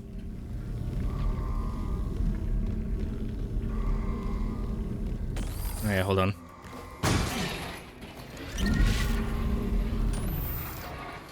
Let's prep this a bit. I do very much like that they brought these stuff over from Dead Space 2. Because yeah, the Kinesis module, especially in like combat, wasn't really was a bit too clunky in the first game. They've way improved in the second game, and I'm glad they brought it over to this thing.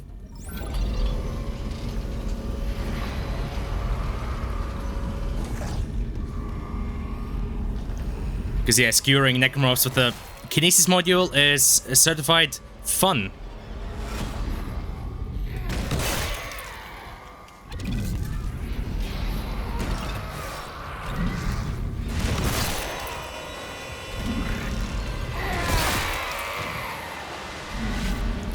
And it's a perfect way to preserve ammo.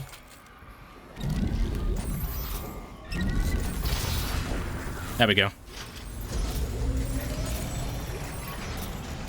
Unfortunately, I took that one hit, but still. God, look at those models. It's often hard to see because of the like lighting conditions, but yeah, the necromorphs are as gnarly as ever. Goddamn.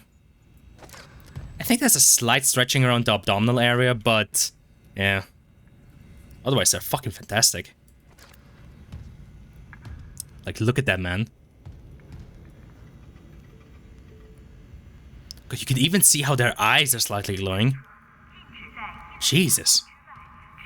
Counterintuitive to switch off the lights in an emergency situation.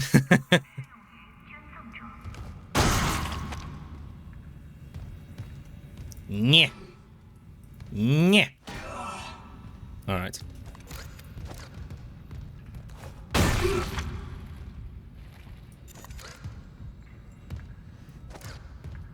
I think all of them already dropped their shit, so I'm fine. But yeah, this is definitely a clear upgrade from the first one. Cause yeah, like the Kinesis module in the second game was fucking based, and they basically just took that over to this one 1-to-1. Oh yeah, Nicole. Nicole? It's me. Damn.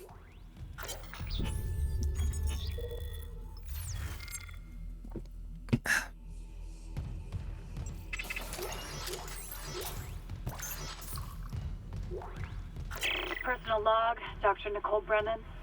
With medication and zero-G therapy, patient Harris is showing improvements.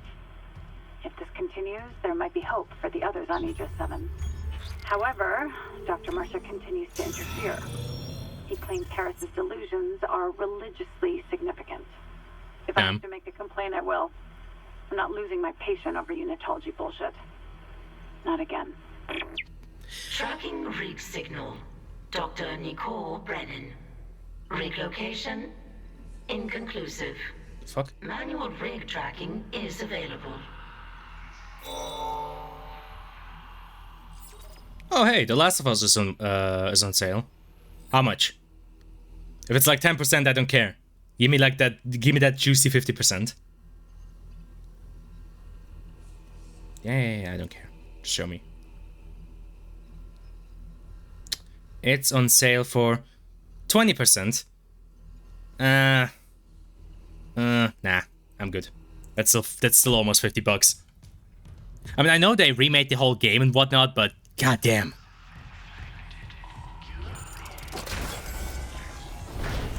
Plus, I'm not that emotionally attached to The Last of Us. I mean, especially not after what The Last of Us 2 did. It seems to me like the entire franchise is basically worthless at this point.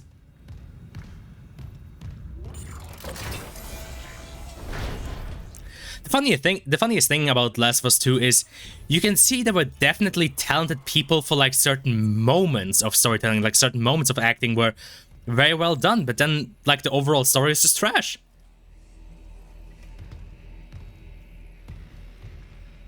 Ben, what in God's name is happening down there?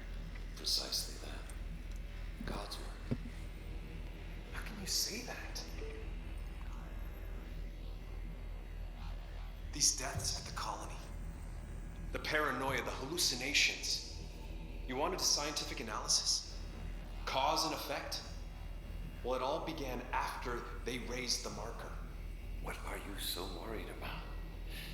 The marker is divine. We know this. Look, it'll be on board tomorrow. You can study it then. Put your mind at ease. At ease? People are dying. How can that be the transformation the teachings promise? We're witnessing a new beginning. Terrence, for unitology, for humanity. Of course our faith is being tested. Everything is about to change. That's what worries me. You know, it is really Seal entry. it is really what do you say? What's the word I'm looking for?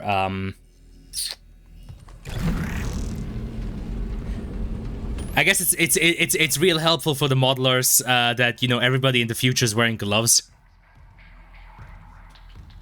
Because yeah, that way we can just you know, use the generic like medic/scientist body for Kyne, and you know, distribute that across all the other male models. In the future, we all wore gloves.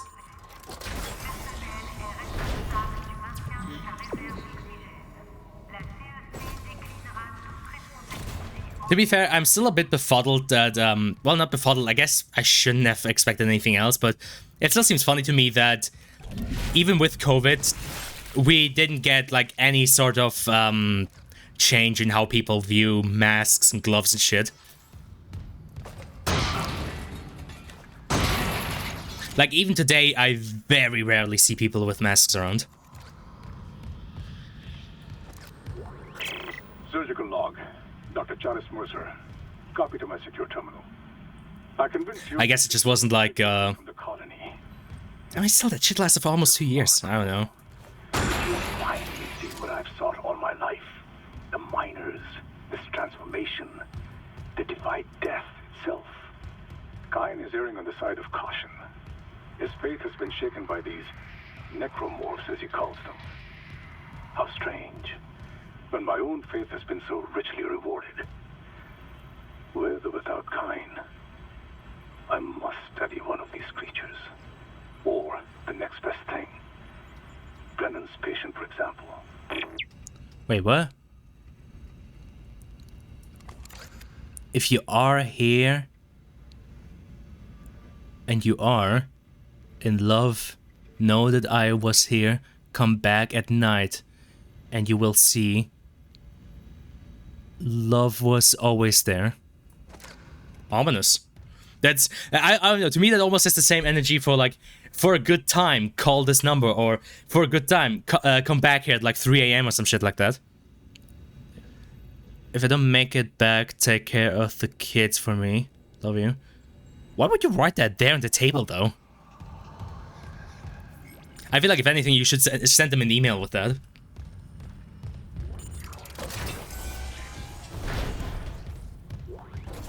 Convenient. That was the word I've been looking for earlier.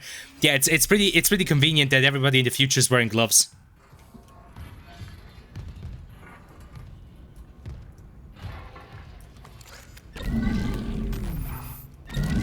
Oh yeah, check out my moose glass.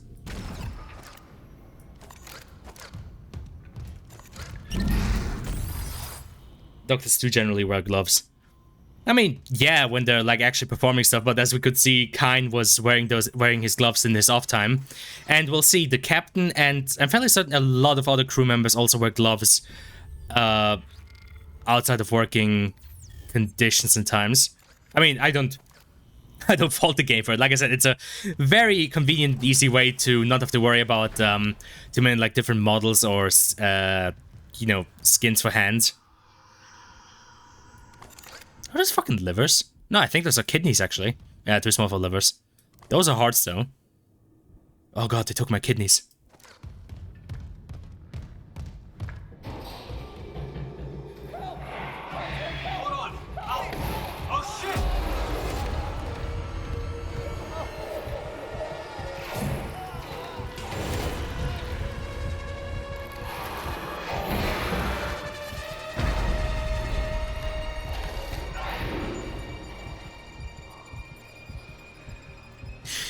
You know, I'm still wondering what my guy was doing in the fucking baby ward. Like, why though? Ah, it's not RTX. Nope. Dems are not dynamic reflections. Shame.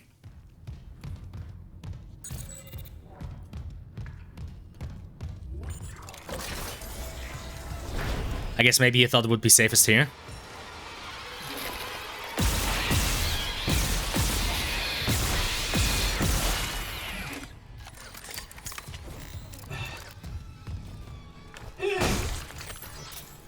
It's kind of funny how fucked up Dead Space, even the first Dead Space was. Like, yeah, you've got mutant fucking necromorph babies that you have to fucking shoot.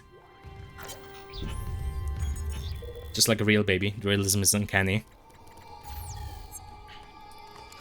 To be fair, the second game would bring it a bit further with, well, I mean, how do I say this? Well, basically suicide bomber babies in the second game. Oh, wowzers. Oh, wowzers. It looks like they... Yeah, it's not a cube map. They just baked the reflection onto the glass texture. Huh. I mean, okay. It looks about fine from this distance, but... That's funny. It's even slightly animated. I guess I couldn't do a cube map because you can see the other side. Yeah, just unironically put it in the fucking window texture. It's same here, though you can see it less because there's not as much reflected. That's weird.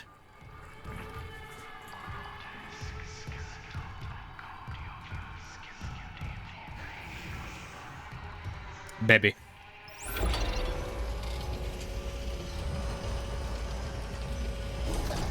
Kill the child.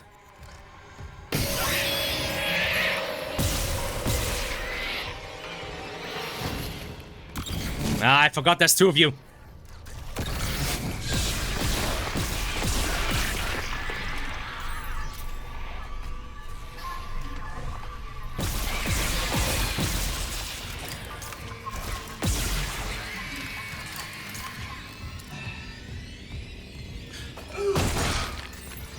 Ah, shit. See, if I'd been smart, I'd just used one of these to skewer them. Damn it. That's wasted ammo.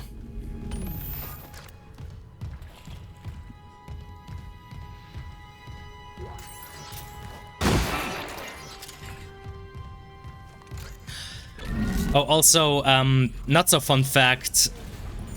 Today I watched a report / like small documentary on Daedalic, the guys behind that fucking Gollum game.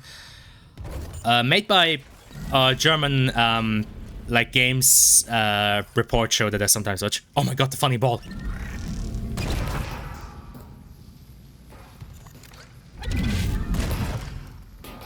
This ball to me is still the fucking peak of comedy in this goddamn game.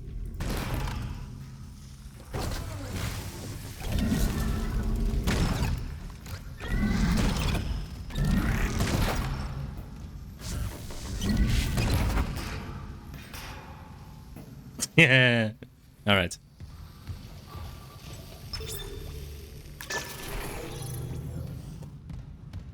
Where's funny ball? Oh, there it is. But yeah, it was done by this German game show, or I guess game, like, I don't know. I mean, they do reviews, they do sometimes like reports and documentaries, like stuff. I don't know. Point is, I mean, with Daedalic being a German developer studio, you know, they saw fit to kind of, you know, go into depth as to what happened. Damn. That's what exactly happened. Her rig link. What's your status? I found a shock pad I can use on the barricade. I'm heading back there now. Watch the voltage on that pad. I'm not losing anyone else. And yeah, I mean, obviously, it's sort of what you expect. There was a lot of faults in the pre-production. Like, it seems that, first of all, they never clearly defined what the fuck they even wanted the Gollum game to be. Like, they knew, okay, we have a game, we have Gollum, we have, like, the, you know, we have access to the IP, and that's about it. Like, they didn't have a clearly defined thing for what they were actually doing with the game, or, you know, how they'd be using the IP, or how they'd be using Gollum as, like, a player character. So, what you ended up with is, yeah, a fucking mess. Is there a workbench in that section as well? I think that might... Is there? To be fair, it's only one node. I think you can do without that from now. Which, yeah, I mean, with a game like that, you definitely want to spend a lot of time in pre-production just defining what the fuck you even want to do with that, because... I mean, a lot of people had their first reaction to that was, why the fuck would you want to play as Gollum? Right? Like, what's the reason that we'd want to play as Gollum?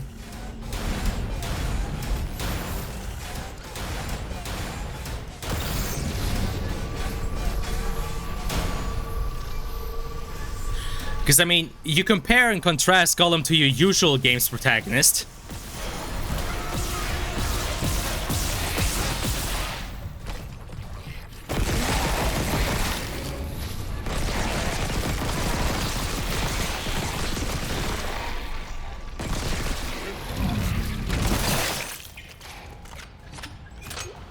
And the question is, who would want to play as a piss baby?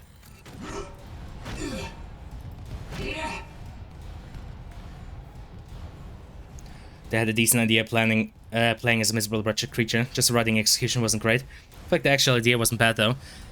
I don't know. I mean, I guess it kind of depends on what sort of game you want it to be.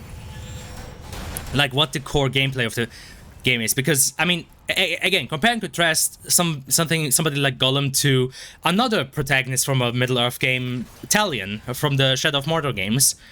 Like, you know, with Talion you have the ability to fight orcs, control them, liberate sections of Mordor, stealth and action, he can climb, he can parkour, he can do all of this cool shit. What can Gollum do?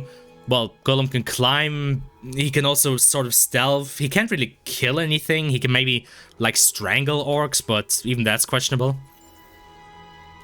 Like, just the range of possible things the player can do is already way down. So in that regard, one of the first mistakes they clearly made was just, you know, not really defining what is exactly that you want to do. I do like that they added a whole animation for this though. That's pretty cool. It's going to be an action game. I mean, even then, it has to be something.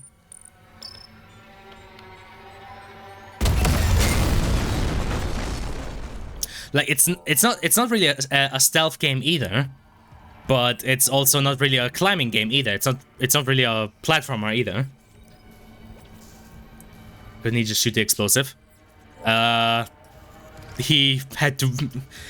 You maybe noticed how Isaac specifically placed himself behind this thing to not get caught by the blast or, you know, catch any shrapnel. Like, the problem is there's not really any unified gameplay in Gollum.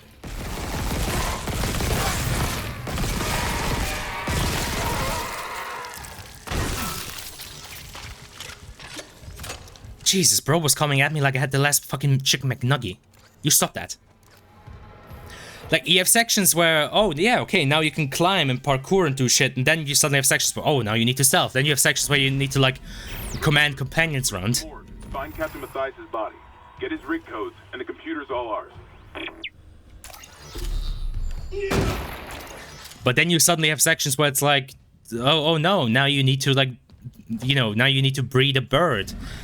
And then suddenly you have sections like, oh no, now you have to, like, collect things. Now you have, like, a collection quest. Like, the game doesn't really have a core gameplay loop. It's just all over the place. And as the guys from the report I think very smartly stated. It might also be a problem because of Daedalic's former games, because Daedalic were known for a lot of like point-and-click adventure games, where that sort of like meandering thing with a large focus on the story is very much something you can do. Like point-and-click adventure games are a medium where you can kind of like switch from one gimmick to another throughout the adventure, because they have that sort of flow to them.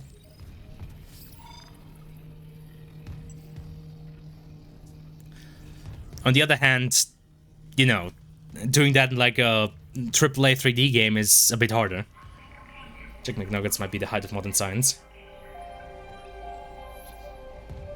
Loop and transmit to all personnel. This is Senior Medical Officer Nicole Brennan. Medical is overwhelmed. We need help. Look at his wounds. We can't handle so many trauma cases, and the command crew won't tell us what's happening. Would be a great protagonist for point and click. Yeah, that's the funny thing. Maybe I have some PhD left.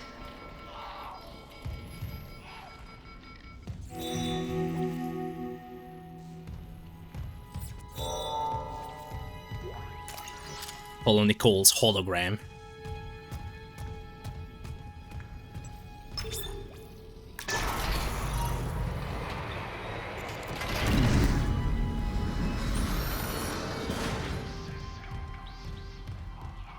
But yeah, Daedalic, I mean, they're the same guys who...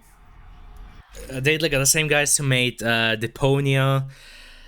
What other games did they made? I mean, Deponia was probably the most famous, most successful series of point-and-click games. I think they also made, like, Edna Breaks Out, Harvey's New Eyes, lots and lots of, like, point-and-click adventure games, especially in the early 2000s. Like, up to the, like, 2010s, they were basically one of the main, like, devs for, like, making, you know, quality point-and-click games. Medical log, Dr. Nicole Brennan. So much for being paranoid.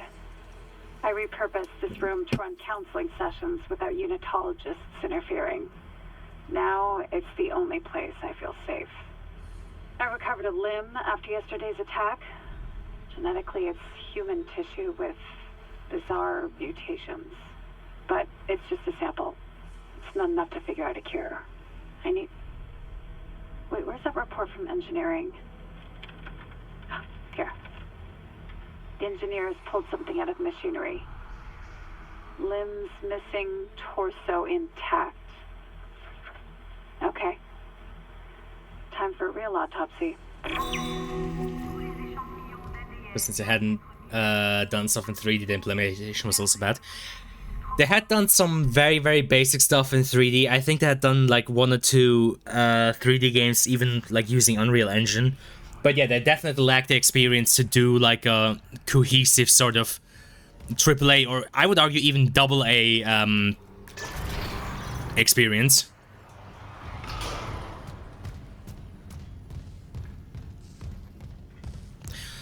Because there was just no experience for that. Like, they had very much experienced, like, they had experienced game developers because they had done multiple fucking games at that point.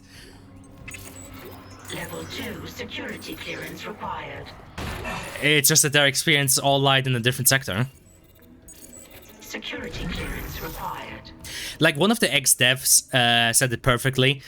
Like, when he looked at the credits for, like, an Uncharted game or, like, other, like, modern AAA games, the number of programmers that those teams had was, like, twice or thrice the amount that Daedalic had when they were trying to make Gollum. Which is a problem because, say what you will about AAA development, but you need that manpower.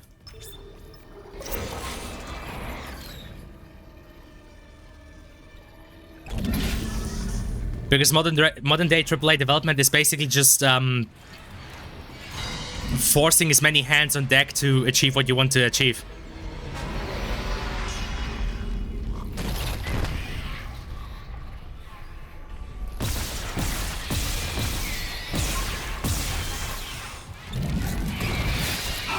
Ah, you bitch!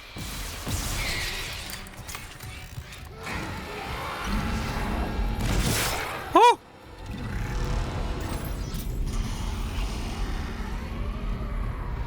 There you are.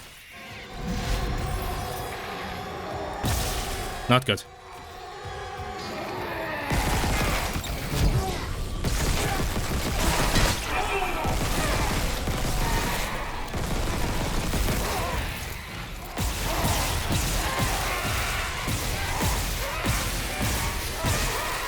Ugh, my kingdom for the fucking force gun. Or even the flamethrower at this point.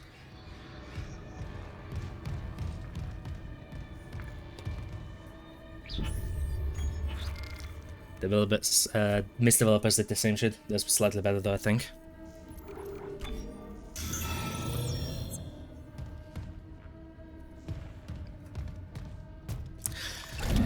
But yeah, it's kind of funny if you think about it. Like, yeah, modern AAA development is basically just, okay, we want to make this really ambitious big thing, so now we're just going to drop like lots and lots of money and lots of people at it.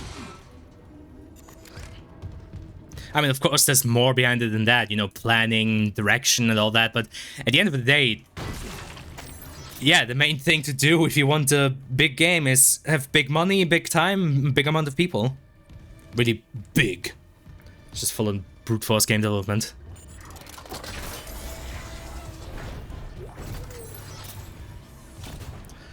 Yeah, it literally is like, oh, you can't do that? Well, guess what? We're just gonna throw more and more manpower at it, and then you can do it. It's like if we said, oh yeah, we can't actually... Wait, hold on. Would there be a thing in Novus Natura that we just could not do? Like, physically could not do? I mean, having almost every interaction be animated is something we could do. It just takes lots of amount of time. I guess, yeah, if we were to say, yeah, we can't make the world in Novus Natura any bigger, then AAA development would just be like, here, take just 15 more guys. Just like throw more people at it. Or here, take more money and time. Or, you know, just start crunching.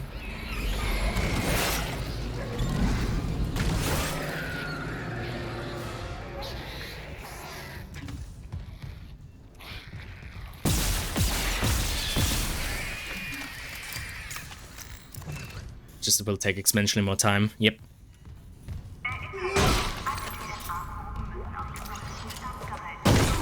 I mean, hey, it's no problemo, right? I mean, Black Mesa Source also only took like 15 years to make. And that's another game to base it on. Planning to animate every interaction though long. Interesting. I mean, like I said, that is something we can do. It's like you said, it's just gonna take time more than anything else. Either that or hiring more animators. Security request retrieved. You left me. I woke in the dark with them scratching in the walls. Scratching like rats. And you will lock me in with them. Fuck it. I'll cut them out. I'll cut them out. I'll cut them out. Nice. But yeah, I guess depending on how it's done, we probably could have every first-person interaction that Parker does be animated. Would be pretty fucking cool.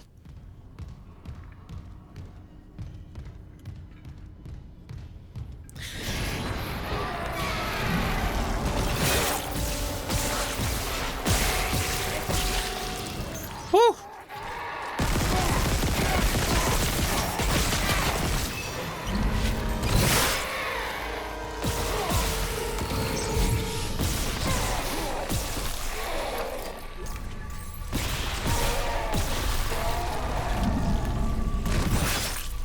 There we go. Oh, jeez.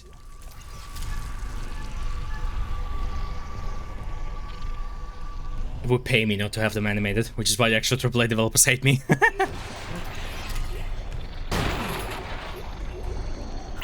Mercer, it's Terrence Kyne. You were in surgery, so I left this with Warwick. He'll be discreet. I just got the latest report from Aegis 7. The situation's worse. Oh, it broke. Shame. 40% of the colony's population is now showing symptoms. Depression, hallucinations, more violence. People are dying down there.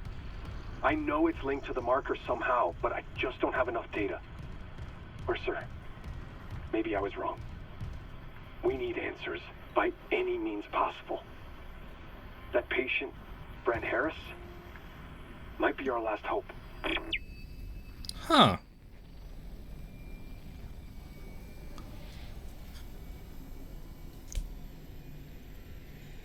That's interesting. what do you think, John? Are we looking at, I guess maybe displacement or maybe tessellation? Because yeah, it like ripped away the upper layers of the clothing to reveal the lower layers of the like organs and shit. Yeah, that is weird. I mean, I know it does a somewhat similar thing on the necromorphs with the peeling system. I'm just wondering how exactly they did it. With how sharp those edges are, maybe it is like... I'm not entirely sure. Maybe displacement with a model stuck in it. Yeah. I mean, I do know every model has those like organ things below it. Because, like, again, if I go to one of these necromorphs and, like, cut them off, or, I guess, easiest visible in the places where I shot them. Like, yeah, they all have, like, that damage model below them. I think necromorphs actually have 3 layers. See, I guess that must be displacement. This sort of thing that's dynamic. I'm pretty sure it's also dynamic in the humans. Hold on, I'm gonna sacrifice the shot.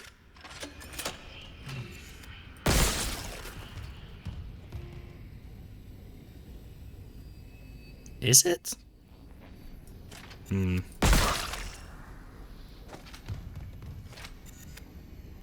Seems like it. I suspect they maybe toned it down a bit on these guys than on the necromorphs. Yeah, some real jagged edges though. Wouldn't have that jagged look. Yep. Probably something dynamic in that case. Oh, this sequence.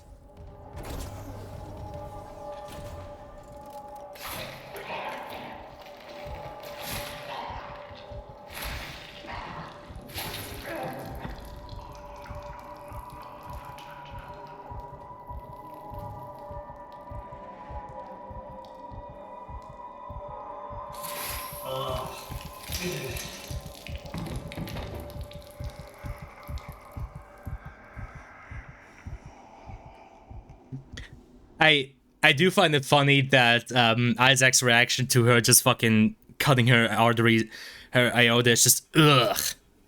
Yeah, I know. Like it's cool that they actually gave him a reaction to that, but it's a bit weird how casual it just sounds, like ugh. Like I feel like Isaac just saying like under his breath Jesus or something like that would have been more efficient, because him just saying like ugh is, he does not care. Yeah, it literally sounds like he doesn't care. Which is weird.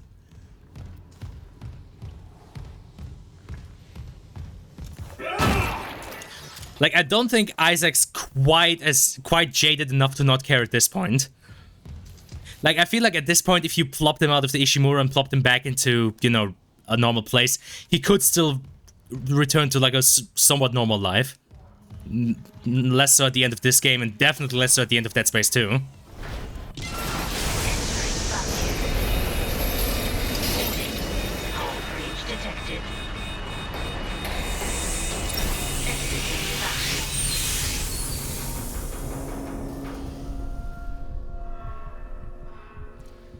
It would be fine. He would just bottle up his emotions. Of course. Bit funny how long that took for that to activate. Like I feel like you want your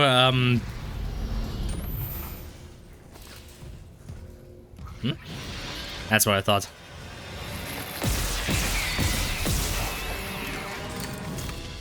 Nobody behind me. Man, fuck yourself, bro. And fuck yourself. Alright. How many people do you think died because they programmed the shutters with an artistic delay? Yeah, I know. Like, I feel like in that regard, what you want the shutters to do is to immediately fucking activate.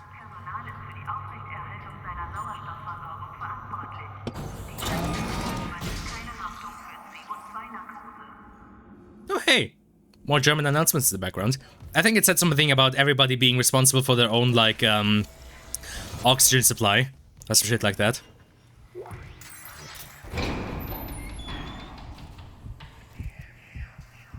Spooky. I think I mentioned this the first time I saw this section. I am still sad that NVIDIA physics, whatever you want to call it, fell off because, again, I mean, this smoke already looks cool, but imagine how fucking cool it would be if it was also kind of dynamic and reacting to Isaac walking around. Like I said, I feel like around the time where Arkham Knight came out, they had basically perfected it, and then it just fucking died. Then NVIDIA were just like, oh no, we don't like that anymore. Lamau. L plus ratio. Like, yeah, it was a bit gimmicky, but I don't know, it seems sad to me that they can't just let that stuff fall off, because in my opinion, it had a lot of potential. You know what, now that I'm thinking about it, I might just be a bit metagaming right now. Hold on, let me check these bodies. You might be too destroyed. You don't have a head anymore, so I think you're safe. You shouldn't actually be a good candidate either. Huh. Funny, a lot of these guys wouldn't actually be a danger, because most of them are already kind of nay-nade. So which ones is the fucking thing gonna convert? Oh, you people, okay. Yeah, sorry about that, I have to take some precautions. I might hopefully be able to kill the Infector before it gets out here, but why risk it? Average NVIDIA behavior, yeah. I feel like you totally do a similar effect way cheaper though. Maybe, I mean, the good thing about physics was it was being, you know, it was powered by the GPU. Like, you didn't have to worry about the CPU being stressed by it.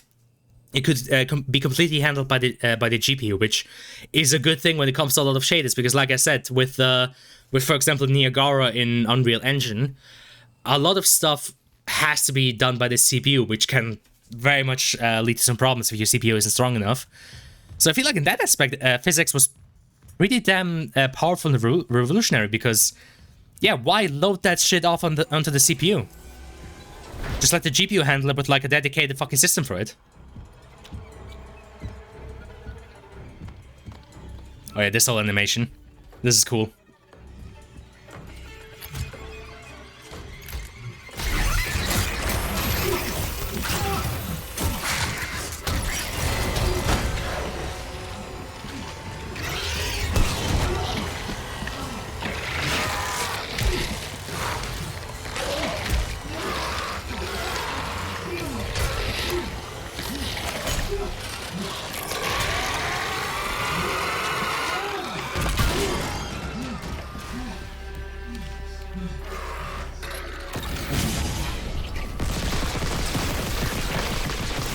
Ah, that fucker's outside.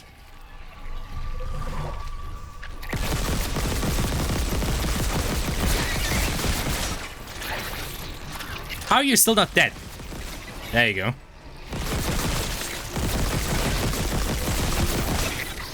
What the fuck? Sorry, Captain. Where's the thing?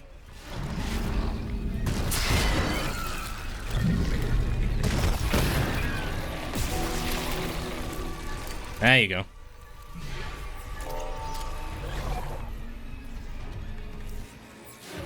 Yeah, that's the shit that you can only do with AAA. Exactly. Like an animation that's as detailed. Oh yeah, I totally forgot this guy back here. An animation that's as detailed as that and right up in your face. That, oof, that right there is AAA only territory. I guess that, and just the sheer amount of like you know, like specifically crafted props. Isaac, what's your status? Or models. You have the captain's rig. Fuck me! Ugh. Transmitting codes now. I saw it, Hammond. A flying one turned the captain's body into another one of those things. The same must have happened to Chen. God. Maybe the command computer has something. Where's Daniels when you need her? Head back to the security checkpoint. It's safer there. At least I can upgrade your clearance. Actually, two things. The amount of, okay, those sorts of animations, the amount of like specifically crafted models for this, like not pre-built or pre-bought stuff, and textures and materials. Like, I think those are the three sectors that most distinguish AAA stuff from other stuff, because of course with, you know, Quixel and other stuff like that, you can sort of get to a similar level by just buying assets. But like creating them all from scratch, that is very much AAA only territory. Actually, if you find someone who knows Houdini, it's a matter of how long it takes. I mean, yeah, absolutely. The problem is, well, I guess with us, the benefit is we're not really in any sort of like time constraint when it comes to Novice Natura. Well, maybe money constraint, but I mean, that's to each their own problem, I guess.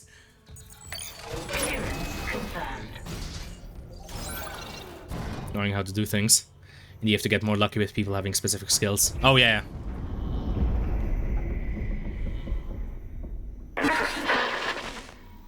Isaac. Oh, here. What the hell's happening?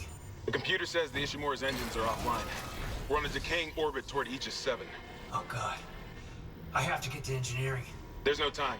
That tram station's offline. Unless... Here. Head back to the flight deck. I'll guide you from there. If this damage report's right, there's a shortcut to engineering.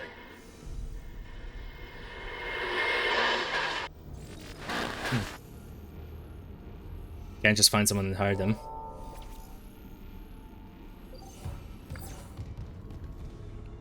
Man, why can't I just already be famous? Imagine how easy it would be to like get a team together for making a game when you're like already a famous like YouTuber or streamer or whatever. And just be like, oh yeah, people in my audience, you know, anybody want to sign up for like working on my special super cool project? Oh yeah, hold on. No? Oh, okay, they took this encounter out. Moved it somewhere else, maybe. Yeah, but then people get mad if you don't play them. I don't know about that. If you make... Well, to be fair, I mean... At that point, if you're famous like that, then you yourself get paid, you know, by being famous. Because people, for some reason, love throwing money at streamers. And then, you know, it's a tad easier to pay other people. Because you can be like, oh yes, let me pay you with that Pogger streamer money that I'm making. I don't have as much ammo as I'd like to have.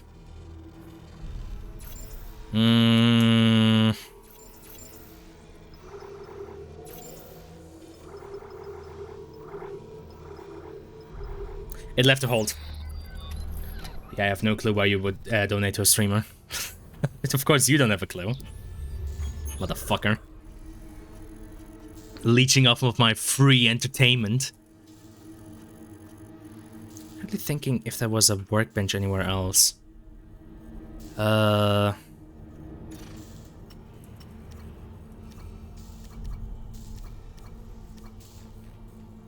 What's the one in flight deck?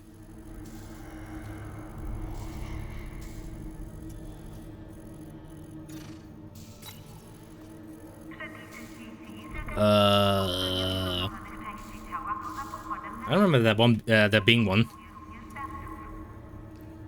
I think main issue with Novice is just open world. Oh yeah, absolutely.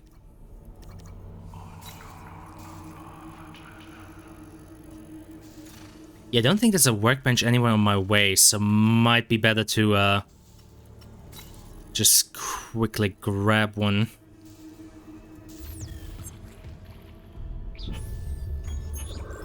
Hopefully the way over there is safe. It's fairly straightforward and not massively difficult.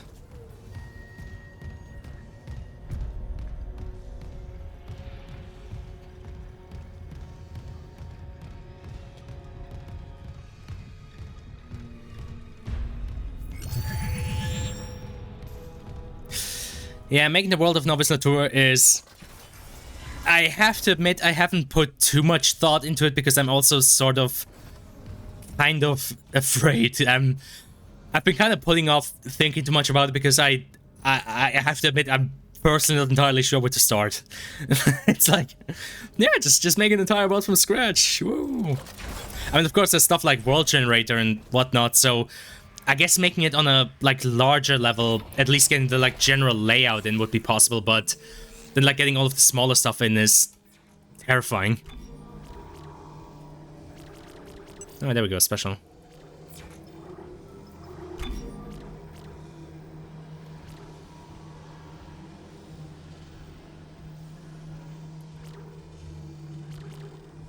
Hmm. we do have this sort of convenient open world that could, in theory, maybe be mostly generated, since there isn't really structures or anything, just big rock. Yeah, I guess maybe a mixture of generated and like hand-placed stuff. Okay, I'm gonna need that air for the upcoming section, that's for sure. Yeah, let's get a reload. Okay, we're Gucci. Is that the player can move very quick, so we don't need massive area. With like FC2 map size. True. I guess one starting point, if I'm being honest with myself, would maybe just kind of get like a rough layout of the map. Sort of kind of like how you want the different zones to be laid out and whatnot. I guess it is just one of those things where you just kind of have to start and try and kind of see where you get from there. Yeah, maybe it's an actual map. True. What am I hearing? Screaming. Wait, I don't have any other objectives on this floor, right? Nada. Okay, we're good. We can beat them from there. Whoa!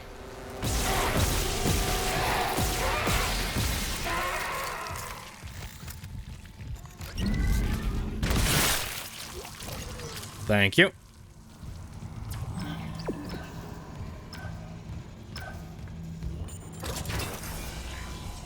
Got a bunch of people to work on it and do it manually. Man, I know I shouldn't harp on it, but god damn it, why did PhysX have to die? It makes me sad.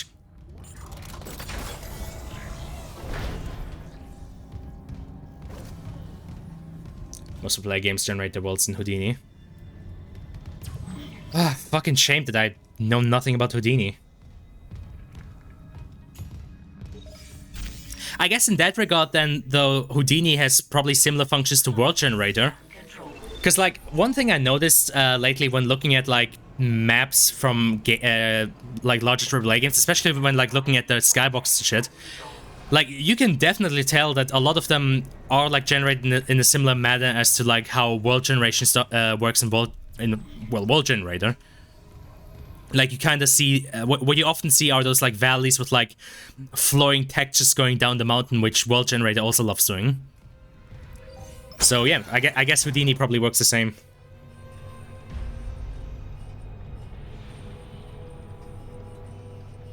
Though, if Houdini is being used in the actual, like, professional sector, then that probably means it also costs a pretty penny.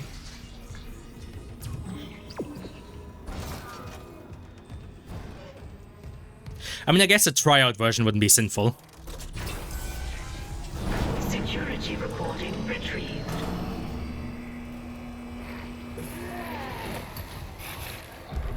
Oh no, Chen! No!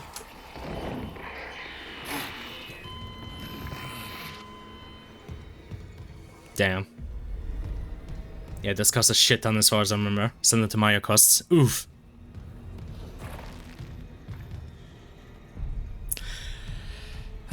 I'm not looking forward to the day when my student license runs out. Or, I guess, rather, I cease being a student and can no longer request a student license.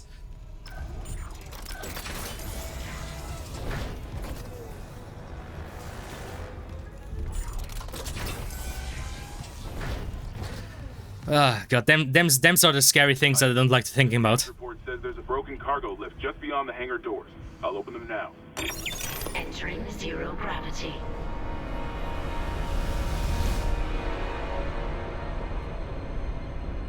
You'll need your thrusters to reach it, but that lift shaft should take you straight down to engineering.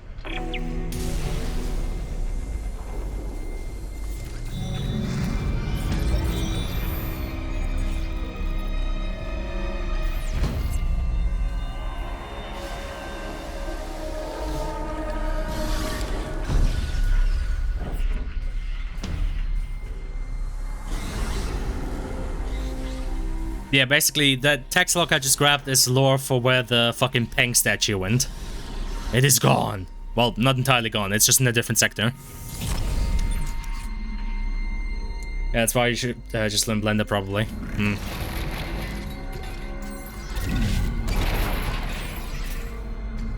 What the fuck? was interesting. Huh. Wow. Why is Isaac getting brighter?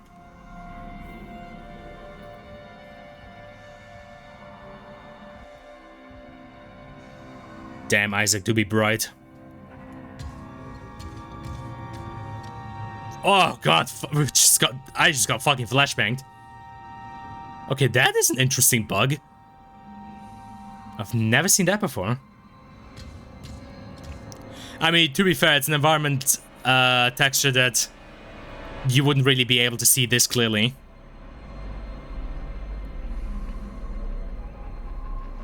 I mean, if you check it out, it's basically the texture of like the main wall. That is weird. Like, yeah, the lighting just gets shut off over here. Oh god, fucking hell. Okay. Yeah, stare directly into it. Oof. Okay, that was an interesting experience.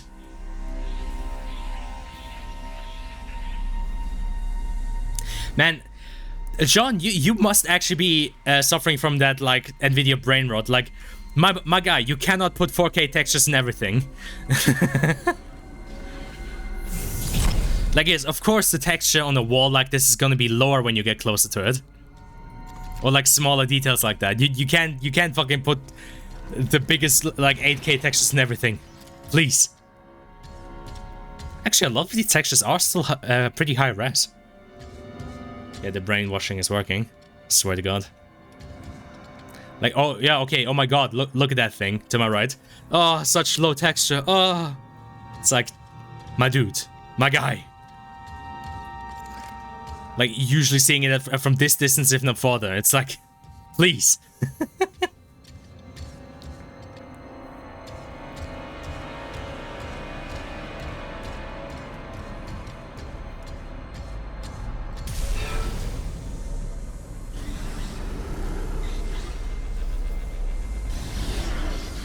What's up, Matt? I think the entire concept of remix isn't a stupid idea. Jesus Christ.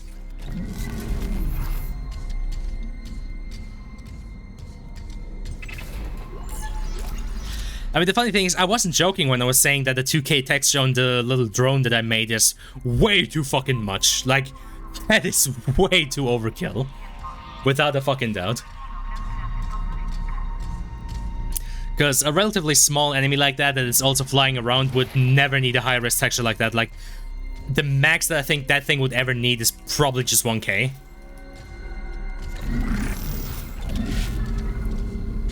Which, notably, it is a stupid idea. I'm also not entirely sure if NVIDIA knows what modding is.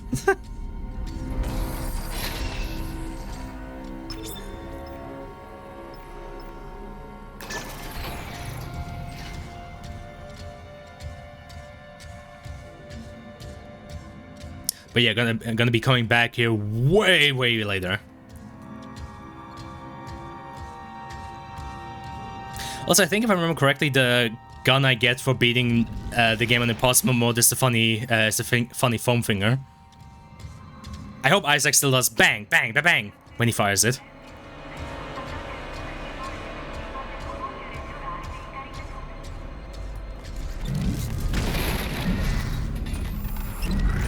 Also, I guess slight spoiler for the foam finger. But yeah, I mean, even on this thing, yeah, close up you can kind of see the textures get a bit muddy, but even then, this thing has some high-res goddamn fucking textures. Actually, I guess it would be valuable to check just how big the game file size actually are.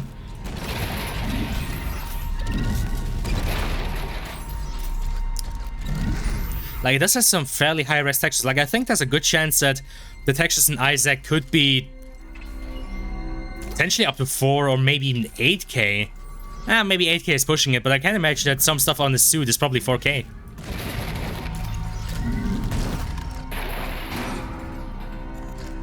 Ah, shit. Oh no, where did the money go? Oh, right there.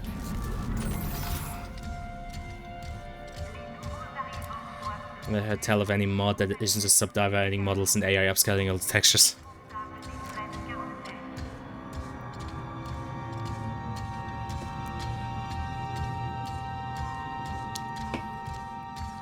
The funny thing is, subdividing models isn't even that helpful. Like, if you at least smooth them, you could argue, oh, they look better, but just subdividing them doesn't even do that much. Oh, here's a fucked up fact. It's probably multiple 4K materials in the suit. Yeah. What's the fucked up fact? What's a fun fact?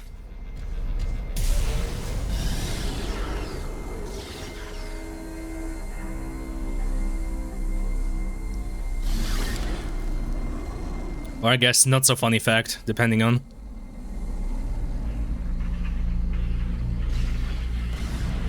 The server rack in Clannis Lab uses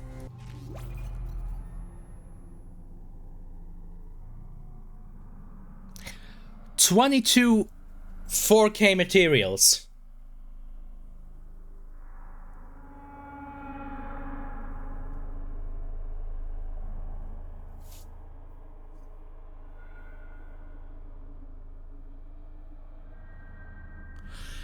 I mean, okay, the server rack is a fairly large piece of furniture, but 22.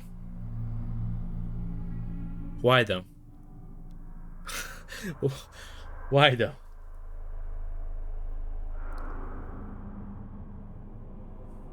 That is... Why?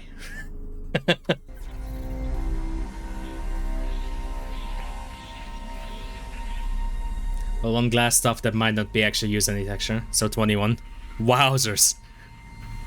That's helpful, eh?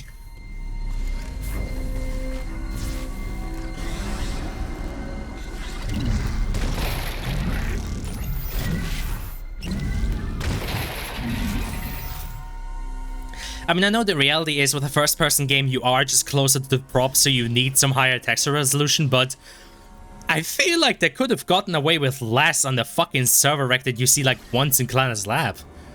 I'm pretty sure at that point that's literally just, they're just showing off. Like, it's not for any like technical or design reason, they are just showing off. It's right next to it, it uses 14. Bruh.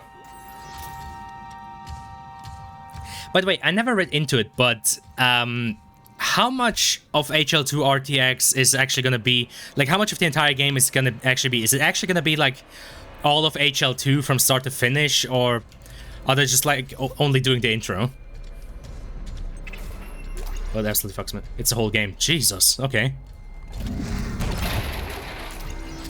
How long are they expecting to work on it? Because, I mean, remaking all the models and textures for the entire game, that's gonna... And potentially even sounds, if they wanna give it some better weapon sounds. That's gonna take a while. Maybe the episodes we haven't decided yet. I mean, at least with the episodes, you can reuse some of the models.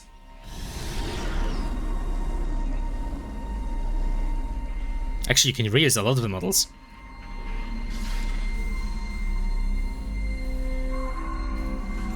Oh yeah, there's Haley. She got turned spooky.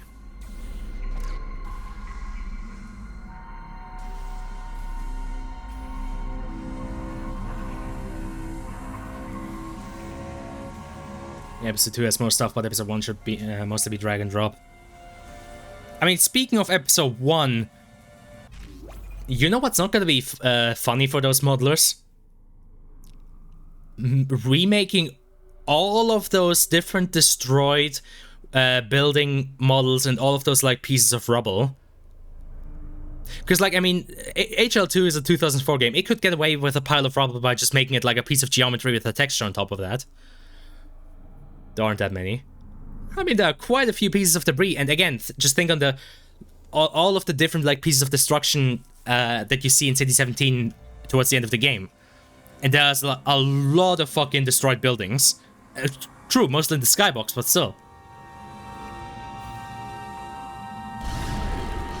Like, urban decay and urban destruction, I would argue, are one of the most difficult environments to make. It's like a few dozen models max. You say... We made that. You say that so easily, a few dozen models.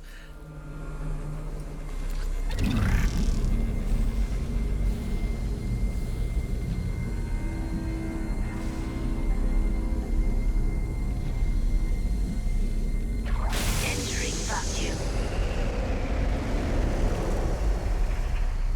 I do find it slightly humorous that you keep talking about we, because I mean, again, what have you contributed to the team? I think you've made a small piece of code or something like that.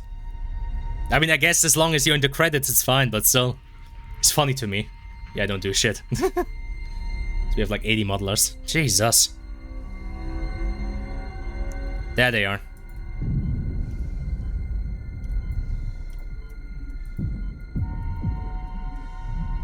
No. Oh, for fuck.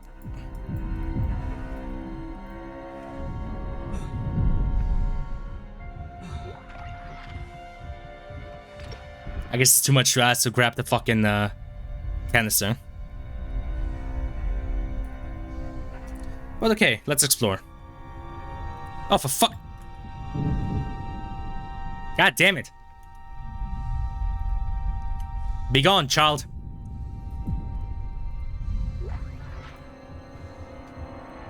All I do is leak stuff, Lamo. Jesus Christ. Like, are they even aware of your existence? Like, if you were to ask, like, the team leads or something, would they even realize that you even exist?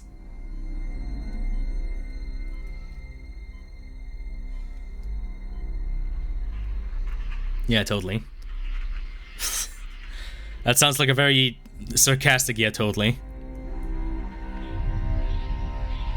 Oh yeah, this guy's Rig. Or Briglink, whatever. You want some more active people. Active, what sense? Active in the sense that you're just shitposting the server? Oh, for fuck!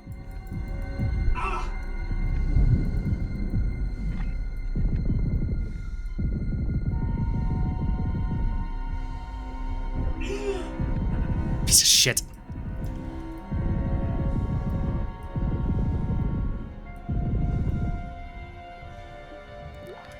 Yeah, of course, if I can't hear them, that makes it harder.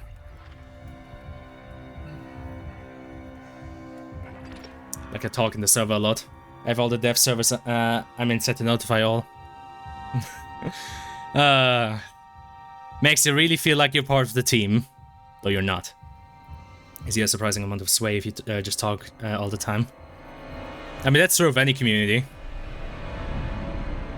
Though I'm not entirely sure how healthy it is for the project to let you have sway. Like, I'm glad that I'm still able to say that Novice Natura is my thing, because that means I can overrule you on your bad takes.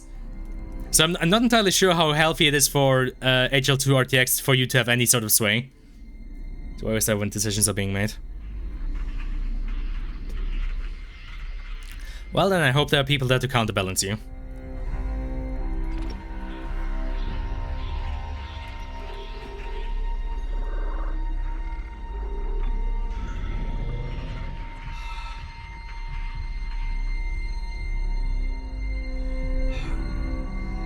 Good thing I'm always right, never have bad takes. Yeah. Whoa. Funny how that works.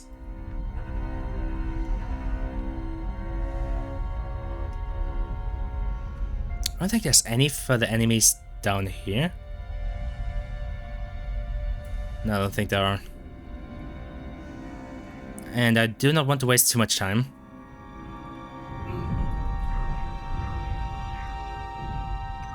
Exiting zero gravity. Exiting vacuum. It is kind of annoying though, TBH, because I'm used to people arguing about shit is great, but all the AAA devs just immediately do stuff, no questions asked. So gotta be really careful about making joke suggestions.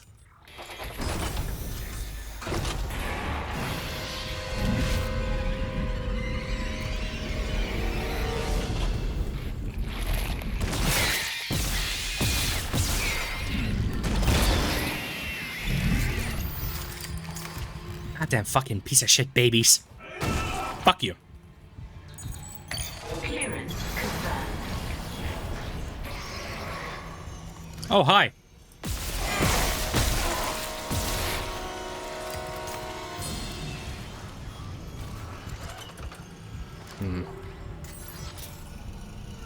We are not punished for our sins, but by them.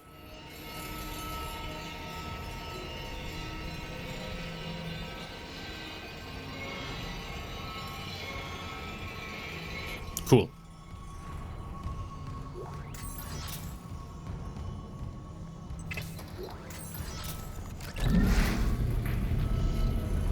Funny thing is, I don't think there's ever a tutorial for skewering enemies or using like environmental stuff against them, or even for using their own claws against them. Because I remember there's this one section in Dead Space 2 where you genuinely find like a video from like a former survivor who shows you like, hey, you can pick up their claws with the kinesis and use it against them. I don't think there's anything like that in this game.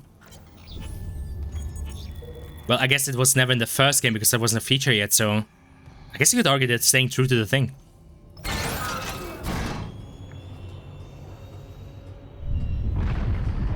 Warning.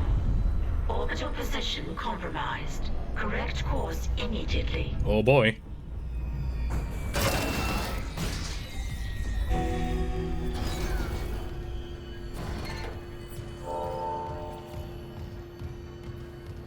God, it's almost been 3 hours already. Jesus.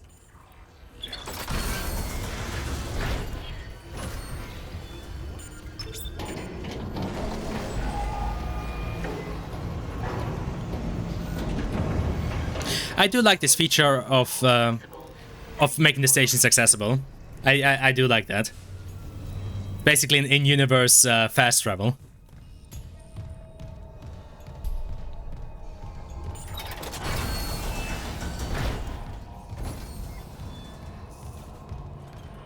Yeah, I guess the game not having a single loading screen is also pretty progress. I mean, okay, the way they handle the travel down to EG7 is pretty fucking cringe.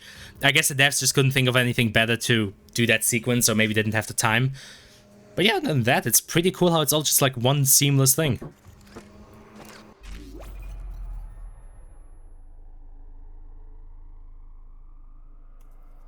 There we go. Maybe I should smash that guy's face in next time. More importantly, I think this is about as good a place as any to call it. Acting Chief Engineer Jacob Temple reporting. Christ, still can't believe the Chief is gone. It's all fallen apart since the Captain died. Everyone down here is on their last nerve. We thought the rioting was the worst of it. Until those things came through the vents. Their faces. Fuck, those were my lunch buddies, Liz's friends, old boyfriends. And out of nowhere, the engines are screwed. Primary's laboring, we're hemorrhaging fuel. Fuck if I know why. I'm taking Danvers to the fuel depot to fix it. Gotta keep the team focused or it'll crack. Temple out. But yeah, funny thing is they never explicitly stated that Temple is... I mean, he was always called Acting Chief Engineer, Jacob Temple. So the implication was always there that he's basically the replacement for the actual Chief Engineer. But yeah, here they more so spelled out that, yeah, the actual chief got fucking nay-nayed and Temple is just his replacement.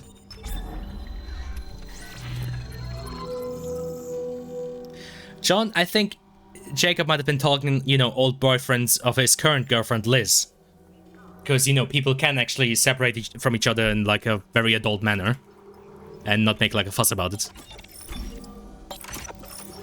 Okay, I guess it's a good thing I didn't buy any further ammo. I didn't need it. Plasma could upgrade. Oh yeah, that thing. Alright, these things. Oh shit.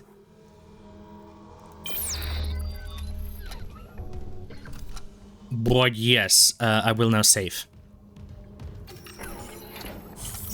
Look at the relationship in the first place. Saves the trouble.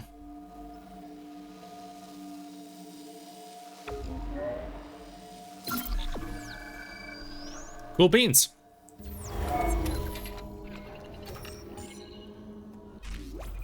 Alright, I mean, already chapter 3 of the Impossible run. I think we're doing fine.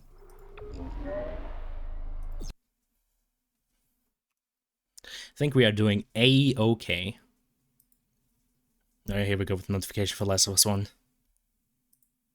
Also, who... Oh, it's Sherman again. USGP error that got Hamilton and Leclerc excluded. Jesus. Okay, I'm gonna have to check that out. That's fucked up. Again, whatever. Enough, enough F1. Like, I'm not even that much into cars, but I don't know, F1 is fun. Fast cars go vroom.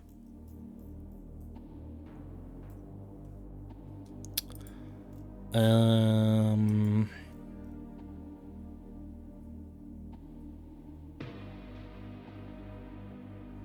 god, that guy is still fucking... Jesus. Hey, whatever. Doesn't matter. Not gonna lie, this game seems kind of possible. So far, yeah, it does. Though, to be fair, late game is gonna be the true challenge, because right now, if I died, that wouldn't really be a run killer, because I could still make the argument, okay, I can make my way up to that off stream, or even like just during a stream. But if I died somewhere in the later chapters, that would be a problem. So we'll have to see. Oh, actually, wait, I can show off one thing before we end. Wait, on that same topic, here we go. Last achievement, Untouchable. Complete the game in Impossible mode. So yeah. After that, it will be 100%. Another perfect game. Well, another perfect game amidst a few, because... I mean, right now, CS2 is also another perfect game for me, because they only have one fucking achievement. Close to having played Dead Space on stream as many times as HR1. Do I? Nah, no chance, because I played the first one only once, I played the second one only once, and I played the remake only once. That's only 3 times. That's nowhere near as close. That's nowhere near as many as HL1.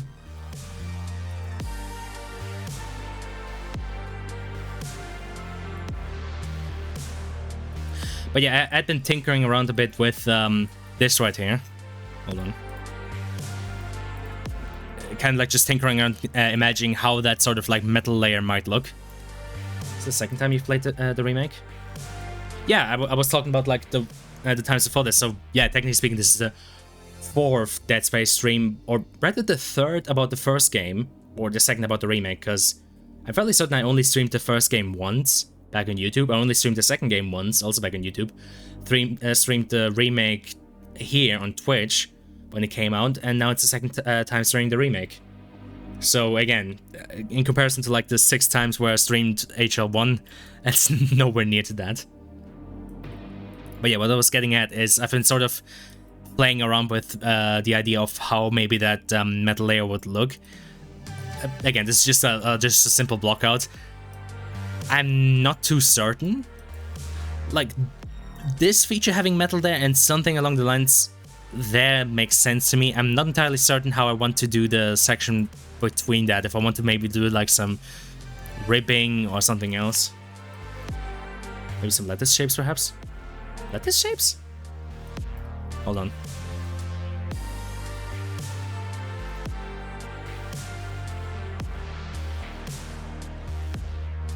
Oh, those things. Or like wireframe.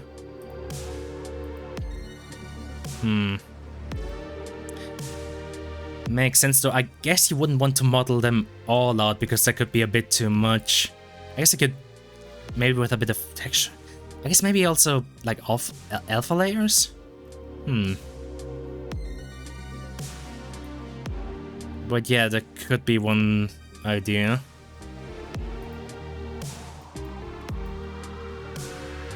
But yeah, what's clear to me is these two things, hold on, this and this are pretty clear because they're like the main part of the body, so it's mostly like in between that I'm currently braining on how to do. Between this thing, I'm gonna have to further brainstorm this shit.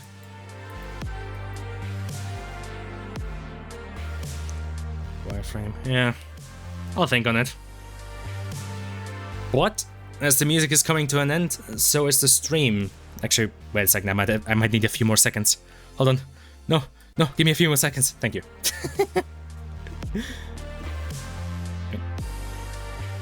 Get some kind of inspiration from the frames people do clay models on or something. Oh, those things. Yeah, maybe.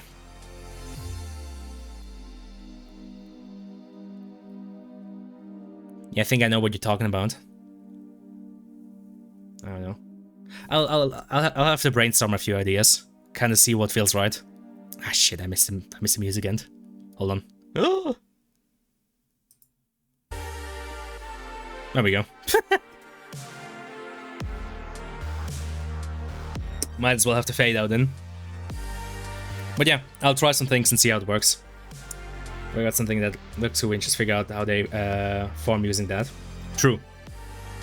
I'll update you guys if I do anything in that regard. Anywho, see ya later, or smell ya later. Makes sense to get that sort of shape. True. Anywho, bye.